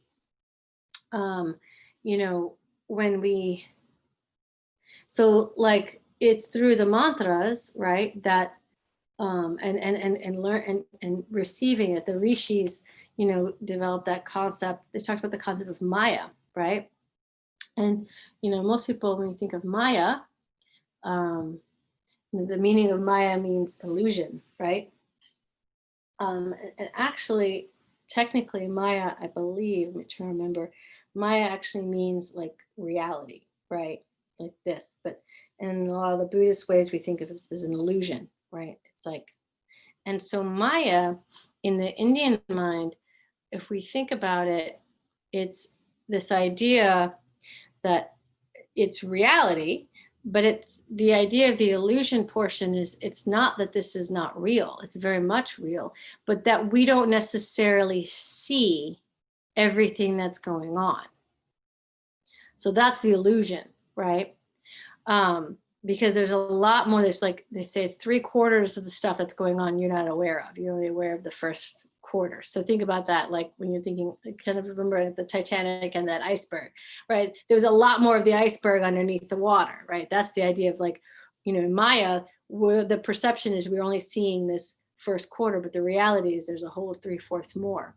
And when we think about what that means is if we look at it in the sort of quantum physics ideas, that the more and more and closer that we look at something, right, with these high-powered microscopes or whatnot, that we notice that actually what appears to be solid is not solid at all, right? That there is actually more space between the atoms. Exactly, it's all our perception, right, Viviana? And so there's more space. So actually, it seems like this table or this computer is solid, but actually it's not. Or that, the perception that we are standing still, right, when actually the world is turning, right? The perception that the sun and the moon are going around us when actually, right, like, well, the moon is, but like we're going around the sun. Do you see what I'm saying? Or the thought that the world is flat because we can't see that horizon. You know what I'm saying? Like it's like that's, but really it's curved. So what we're just not seeing doesn't mean it's not happening. But the illusion is that there's a lot more going on. And that's where and that's our perceptions where we're living. So like this idea is we're linking it to these sort of these mysterious forces, is that we're allowing our awareness to become a little bit more expansive. And so being able to see a little bit beyond what our normal perception might be. So there's hopefully that. So questions, thoughts, conversation. Anybody want to chime in? And I just read a quote, and it's, "The power of the universe will come to your assistance if your heart and mind are in unity." That's a Lakota saying passed down from White Buffalo Calf Woman. And I love it when we can take things and create union, that is from the Lakota people. It's their saying, but it's totally resonant with those that practice yoga or anyone. But it also makes me think of mantra when you were talking about the heart and mind being connected. And then what you were just saying, universal power of the universe, when we connect to ourselves and create unity with our heart and mind, that the universe steps in and goes, yeah, I'm down with that too. Thank you, Tina. That's awesome. I love that. From White Buffalo Calf Woman. That's awesome. Lakota. It's fascinating to see this in different cultures. You know what I mean? And then someone just said about Leela. Yes, Leela. That's what, and Leela is spelled like that. Yes, but with the L with the horizontal line over it. Leela means play, right? It's an aspect of Shri, which is the auspicious nature of Prakriti, the goddess of Shakti. And Leela, yes, it's the Leela is like the lucky. Like, do you know what I mean? Like sometimes things just happen and it's lucky. When we don't like it, we call it karma. But technically, like Leela is that divine play. And yes, so, as we connect to mantra, we connect to the playfulness of the universe, right? It's a vibratory, manifesting, fractalized, expansive, embodied nature. But okay, so let's go to a little bit here of this. Okay, so mantras, remember, have a meaning, right? Artha, or it could be the meaning itself is the mantra. Okay, so it doesn't necessarily have to be like it means a different word, but Lam is the meaning, is the first chakra. Does that make sense? And like Ram is third chakra. So then there's bhava, that's the feeling, where we got the word bhavana from. And japa, there's a repetition, and sometimes we can even as behavior. It's like the recursive behavior, right? So repetition. So if we look at this, this is the Sutra 2.1. Tapaha svadhyaya ishvara parinani kriya yogaha. The meaning, the feeling, and the repetition, we can use this sutra in a mantra-like way, right? To cultivate these qualities in our practice. This is how I'm using this example. Does that make sense? So when we think of, the feeling it evokes of that we are creating an action in our yoga practice. We are creating tapas and svadhyaya and ishvara pranidhana, which is surrender and like self-awareness or self-knowledge is svadhyaya, and purification, heat is tapas. That's the as we chant that, we will feel that feeling, right? And that we know what the meaning is. And then when we repeat it, we can literally bring that into our being, right? In that repetition.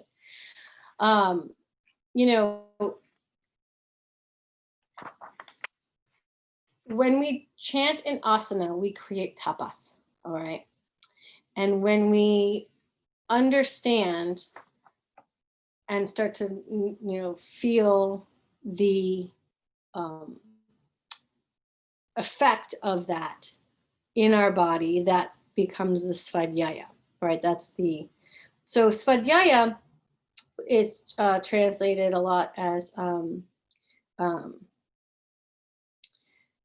self-study, right? You know, like which is a modern way of thinking about, which is totally fine. Like that's not a bad way of thinking about what svadhyaya means. But the tantric, or not tantric, the Sanskrit meaning of svadhyaya, sva is self, adhyaya is to place within. So it means to place within oneself. And what they were referring to is that svadhyaya was this idea of reading and connecting to the sacred texts. And as you chant these sacred texts, because again, we weren't reading them, you were listening and chanting, you would be placing the meaning inside yourself. So it's a place inside oneself, a place inside your heart. So when we think about it, when we learn something, we learn it by heart, right? We have that saying even in English, right? And so, this idea of svadhyaya, yes, becomes this idea of like, because as we place this into our heart, we have to develop a relationship with what that stuff is, right? Of what is the meaning of that? How do we feel about that? How do we digest this and then offer it back? So basically, we end up learning it intensely, is the idea, which becomes then the study of yourself. And then Ishvara Pranidhanani is the surrender to something greater, right? And so, it's this idea of the nourishment that comes out. It's the surrender of that divinity. It's the sublime nature of it, of when we chant, so creating that tapas, that prana, then directing it into this idea of how it connects deep within us, the feeling we have of it, and then being able to surrender to that experience becomes this yoga of action. So it's the inner experience. It becomes that Ishvara Prana becomes that inner. It's in which how we find that deity, that divinity experience from that divine inside our own heart, right? And be able to then connect deeper and open up more. That was a lot. Does everybody follow me? That was sort of like a whoo. Hopefully, yes, maybe. Okay. Hey, Anna. Yes, Tina. Was that 2.1 of the sutras that you read? Yes. That you say? Yeah, okay. right here. Yeah. Okay. Because I'm looking in that's the Desa first book. Oh, is it on screen? Because I'm looking in Desa Katar's book so I can follow along with you. Oh, 2.1. I see it. Oh, I see it. Yeah. Oh, Lord, open your eyes. Okay. It's okay. All right. I got it. Yeah, all yeah, right. yeah. Yes, the confirmation. first sutra of the second chapter. It's the very first one. Yeah. It's okay. The beautiful one. Yeah, it says here, the practice of yoga must reduce both physical and mental impurities. It must develop our capacity for self-examination and help us to understand that, in the final analysis, we are not the masters of everything we do. Yeah, his translations are just so like beautifully poetic and paragraphs. You know what I mean? Like I love it. Digestible. I have to be spoon-fed. I need the little bites. Yeah, it's great. He does have a yes, really it was Desa Katar.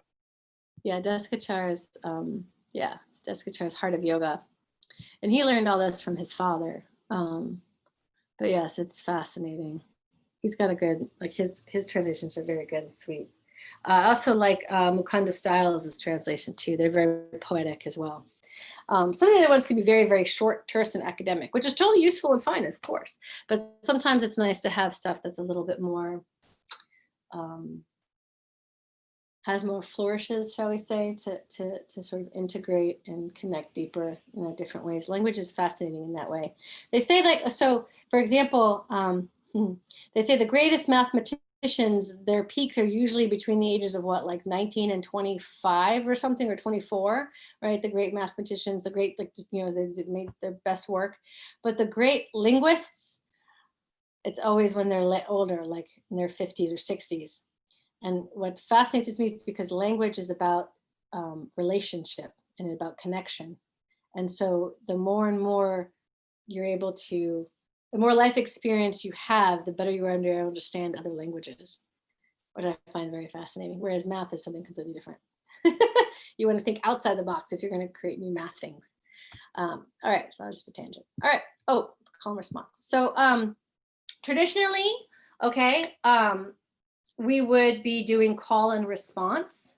Okay, when we learn a mantra, the mantra method is that you would, that your teacher would chant one section, and then you would chant it back twice, and then you would chant the next word, and then you would chant it back twice, and they would chant the third, and then you would build it back from the back up. So so for example, for this one, I would say tapaha, and you guys would chant back tapaha, tapaha, and then I would chant svadhyaya, and you would chant svadhyaya, svadhyaya, and then I would chant ishvara, and you chant ishvara, ishvara, paridanani, paridanani, pranadhanani, kriya, kriya, kriya, yogaha, yogaha, yogaha, and then I would chant kriya, yogaha, and then you'd have to chant it back, kriya, yogaha, kriya, yogaha, and then I would chant paridanani, kriya, yogaha, and then you'd have to chant pranadhanani, kriya, yogaha, pranadhanani, kriya, yogaha, and I would chant Ishvara Pranidhanani Kriya Yogaha, and then you would chant Ishvara Pranidhanani Kriya Yogaha, Ishvara Pranidhanani Kriya Yogaha,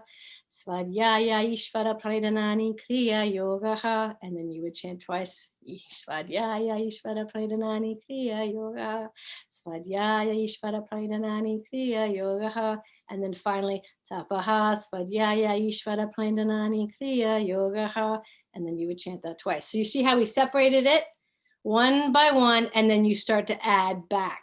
This is the traditional way that they would learn mantra, okay? It is a very, very useful and powerful tool, and we're gonna do this with the Gayatri. So I'll be chanting once, you guys will be chanting back twice, although since we're online, I'll probably chant it back twice as well so you all can hear, and then we would start adding it back. And you do that line per line. So when I used to, when I was in my training with Gary, we would do this with the sutras. We would start with the first sutra, in book one, Atta Yoga Anushasanam. And so he would be Atta, and we would say Atta, Atta, Yoga, you know what I mean? So, and then we'd add back. And we did that literally for 2 hours. We would go through each line, you know what I mean? And if there was like, there's like a little like sort of, if like depending on how long the line was, then like you did the whole line, and then we'd add, but then after that we'd add the previous line that we just learned to that line that we just learned. So you kind of built it in this way that was very, very, very is intense, but it's very, very like sort of structured. And I'll tell you, you don't forget that. Like it is in your brain after you do that.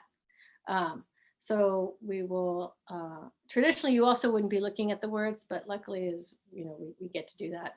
Gary let us do that too. I find it's good to have both, for people to look at and see. But traditionally you would not have anything. You would just sit there and listen and repeat and listen. And Gary, he talked about when he would sit with Deskacharya and Krishnamacharya, and they would do the sutras study, which included the chanting. If he messed up, you know what I mean, one of the words, they'd have to start all the way from the beginning again. So you really paid attention so you wouldn't have to keep doing it. And then he said Deskacharya would even like try to trip him up and like make a different sound on one of them. And so he'd have to make sure he didn't copy it exactly and that he would remember exactly how it's supposed to be. But yes, so these are sort of like ways that we would do the call and response. All right, mantra and shushumna. So, accessing this key, the central channel is key to the inner work.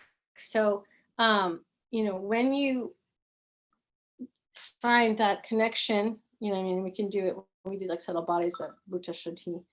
But as we moved in, right, to that central channel, like literally this is where the vibration will emanate from. And they say in the very, so the central channel of Sushumna has like 3 levels to it. Like, is it inside, like, you know, tube within tube within tube. They said the very inner level of the Sushumna, if you listen, you can hear Om within you. So the vibration of the entire universe is literally resides inside you already. And so the idea is then we just add to these vibrations with the mantras. And so, and again, just to make kind of clear here, the difference between a mantra and a sign. So the mantra is a living symbol of itself and carries that energy with it. So when you see like the Om, like that's Om, that's the symbol itself. That is literally this, that is the divine energy of the universe. You know, that's it. When we think of what a sign is, think of it like a stop sign. It's a representative symbol that refers to something other than itself, right?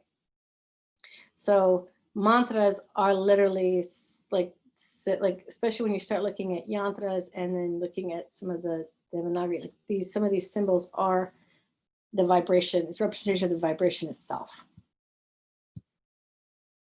And so we have specific mantras here. These are universal mantras. These are the ones that, you know, for the most part, I guess, you know, you can find them. They're in the Vedas. They're universal. There's no need for initiation or whatnot. It's, you know, Om, of course, is in the Chandogya Upanishad.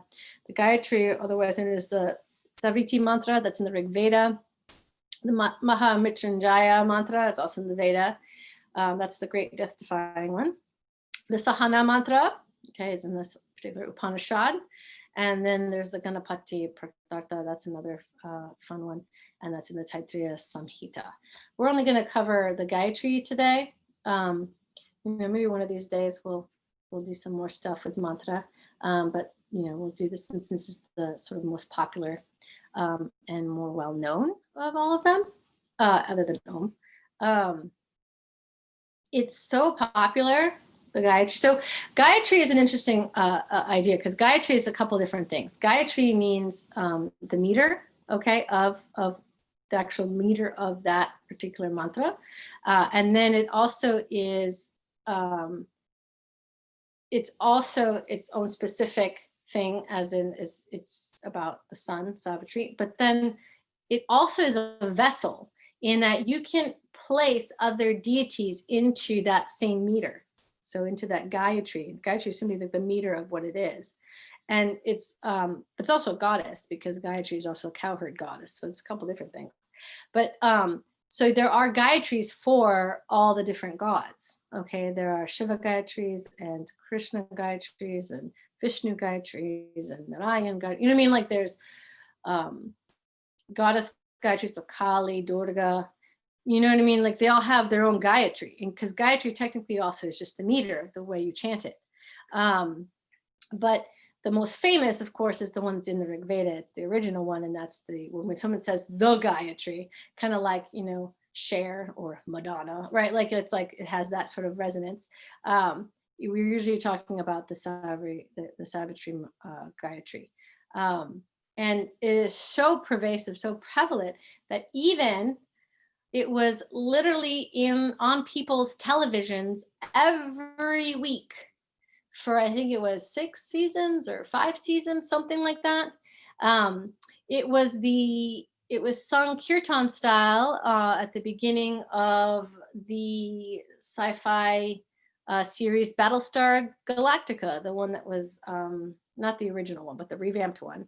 And that was the beginning, that was the actual opening song was the Gayatri. And it was interesting because I remember walking through the living room and, you know, not being all that interested in watching the sort of reboot of Battlestar Galactica.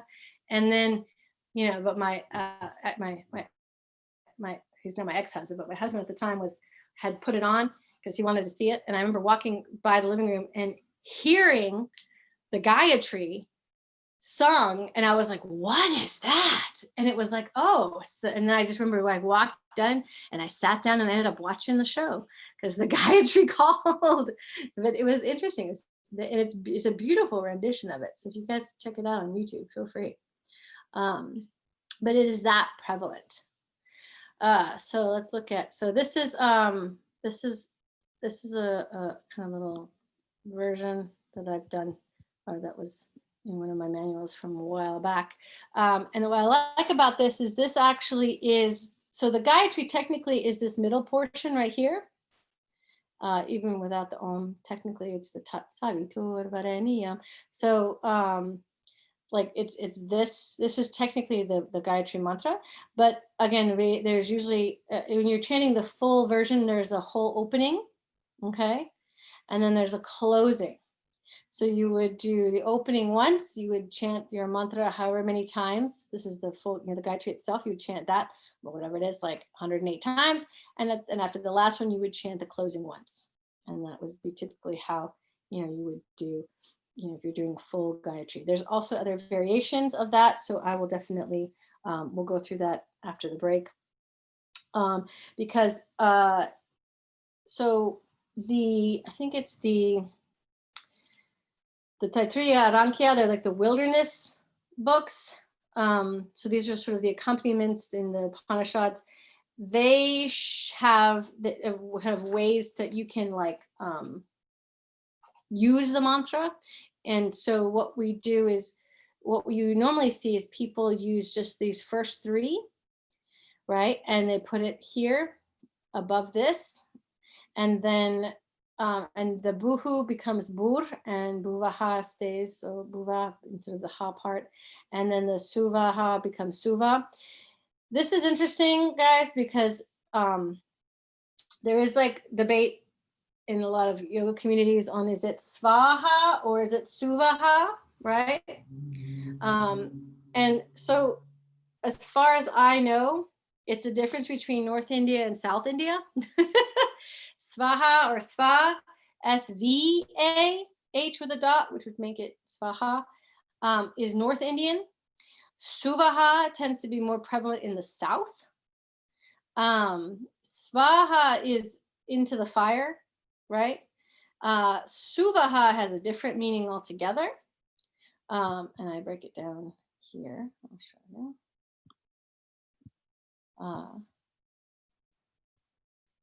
So suvaha actually means like the mental world, the heaven, and like heavens, the heavens basically, and the sun. And it's if we think about it for the Vayus, it's Vyana Vayu. But so this is why, like, I was taught, this one through Gary, who we learned through Deskachar and Krishnamacharya. So it was called Suvaha. We didn't do Svaha. So it's Om Bur Buvaha Suvaha versus Om Bur Buvaha Svaha. But again, however you learned it, feel free, of course, to change it into your own practice. You know what I mean? You don't need to do the way I learned it. But so this is like the full opening. And then so we take these, we make them shorter, they go here, and so it's 4 lines. So that's where we get the Om Bur Buvaha Suvaha Tat Savitur Vareniyam Bargo Devasya Dhimahi Dhiyo Yo Nah Prachodayate. So that's a part of the wilderness manuals, the Taittiriya Yankyas, they say, okay, do that, put that here. Or you can also take those 3 and put them at the beginning of each of these. So you can do Om Bur Tat Savitur Vareniyam, Om Buvaha Bargo Devasya Dhimahi, Om Suvaha Dhiyo Yo Nah Prachodayate. So there's ways that you can blend these, which is ways you can then chant them in different ways and how you use them in asana. So we'll go into that more this afternoon for sure, because we're going to experience that. But that way you can kind of see, like, mantras are literally, and the way we use them can be very much a living kind of way, right? So they're not static or dead at all. But let's see. So let me just go through the meaning here a little bit. Is this helpful for everybody so far? Let me just take a moment and see if anybody has questions. I don't want to just start going 10,000 miles an hour without checking in with you guys. Because I do get really excited about this stuff. Hey, Anna. Yes. Yes. So I find it's so interesting how some things loop around. I was struggling with Sanskrit, trying to learn Sahasrara, the crown chakra, and say that because that rara is so Yeah. funky at the Sahasrara. end Yeah. on the tongue. Rara, That's rara. you know, Rara. and rara, and it's just like I wanted to say it a different way. So I was taught to say it to teach.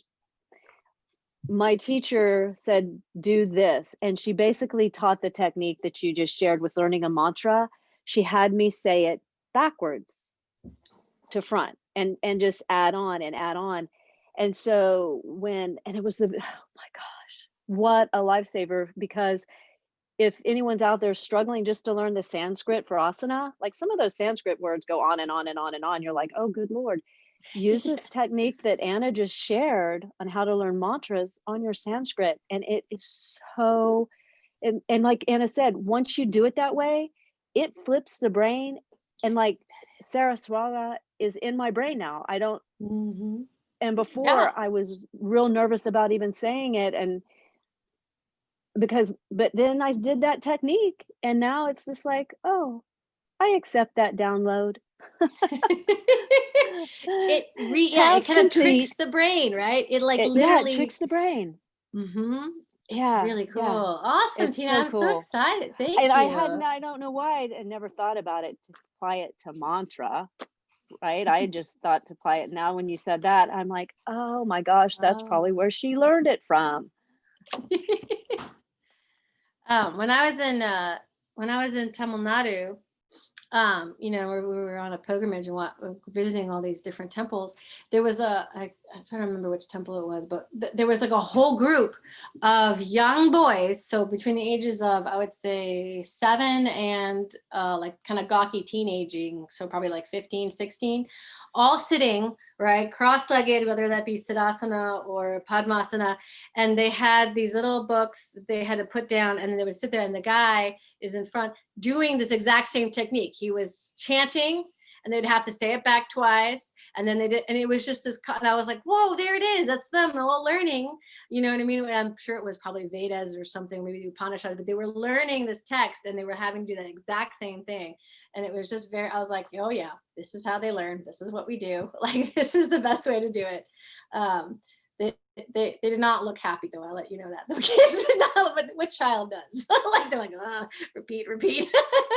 But it was funny. All right, thank you, Tina. All right, so let's look at the meaning here a little bit. Anybody else have any other last questions, comments, thoughts? I'm just sort of looking and seeing any hands up. All right, so let's check it out. So again, the Gayatri, here we are. So the opening, boohoo. So when there's a dot underneath an H specifically, it means you take the vowel that's before it and you put it in front of it as well. So it's sort of like a shorthand, if that means in Sanskrit. So boohoo is earth, right? So Bhuvaneshwari is one of those goddesses who is like, she is like the earth and everything else around it, right? So boohoo is like that physical world, the big thing, right? Earth. It relates to earth and fire. It relates to prana.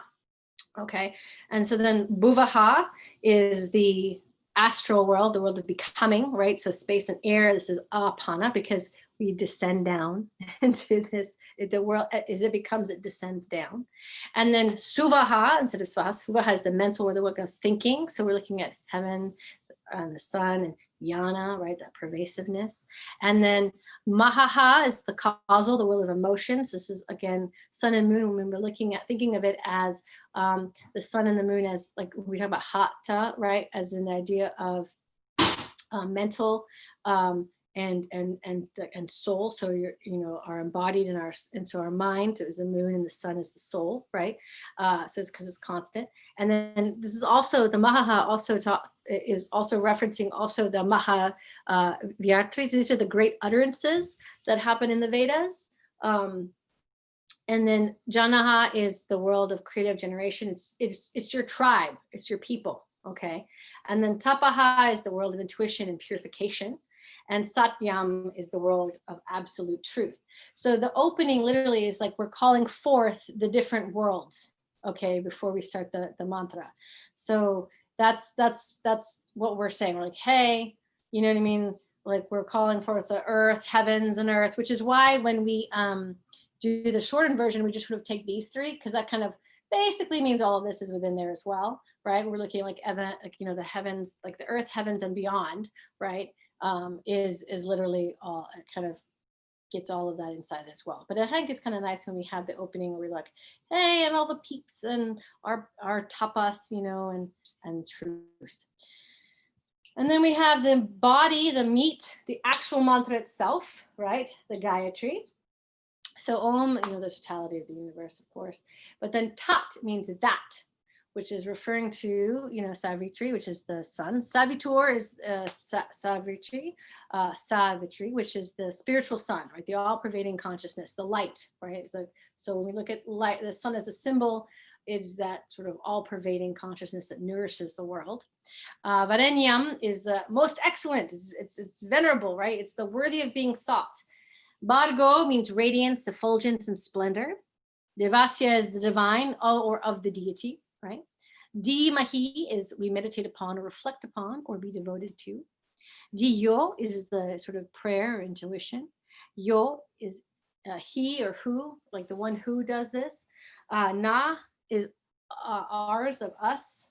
And prachodayate is that which energizes, directs, and inspires or guides us or unfolds us. So that's what all that means. Okay. And so, okay.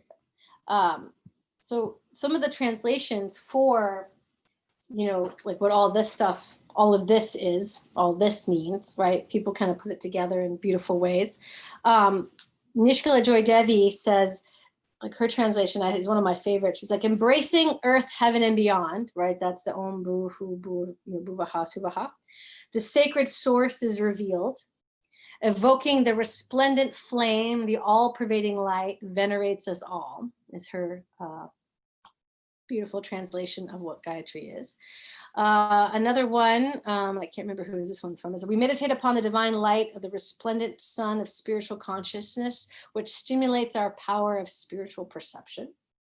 And then another one I found is like, I see that light which is bright, destroy our impurities and purifies us and gives us enlightened intelligence.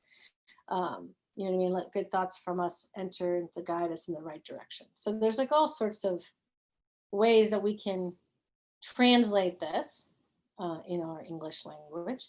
I would suggest just, you can Google and find one that you like, you know what I'm saying, that's somewhat in line, you know what I mean? It's not like way off to the side, but like, oh, okay, it's using the Sanskrit in a way that you like or enjoy. It resonates, with your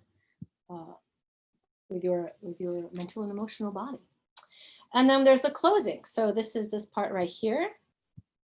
Is this section? This is the closing mantra to do after you've done the Gayatri, however many times, 108 maybe it's only 52, 54 or something. And then, so that is over here.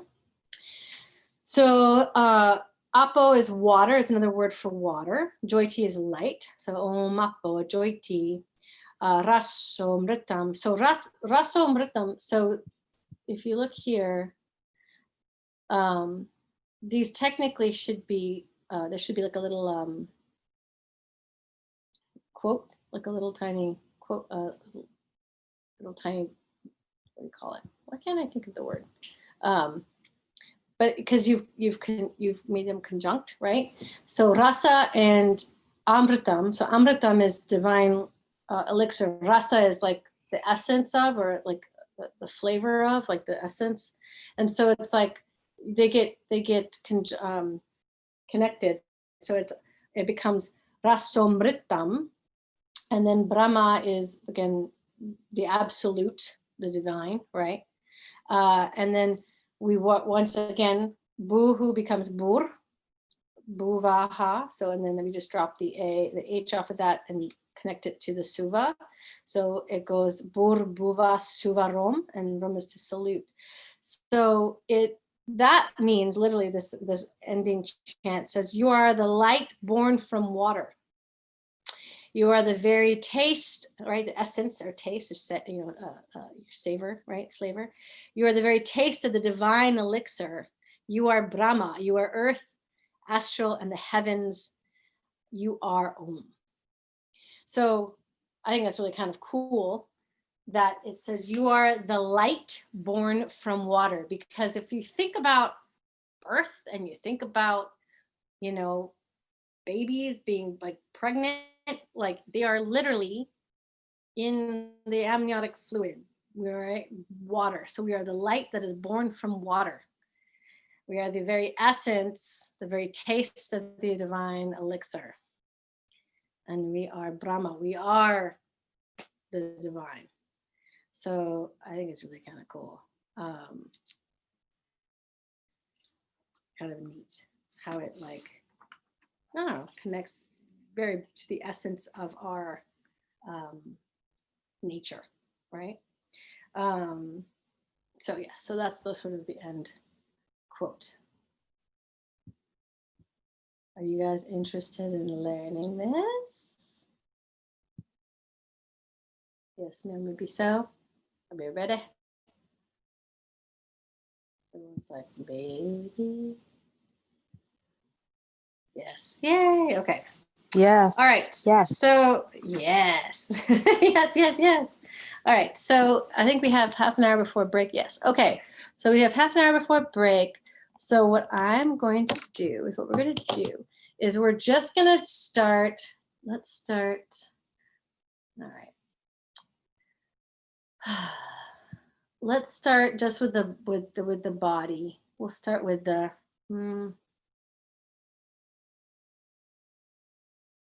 Well, let me think about that. But I think I wanted just to sort of start with the sort of, yeah, let's do the smaller version, because I think that's what we're gonna be chanting that anyway. So let me stop sharing my screen for just a moment.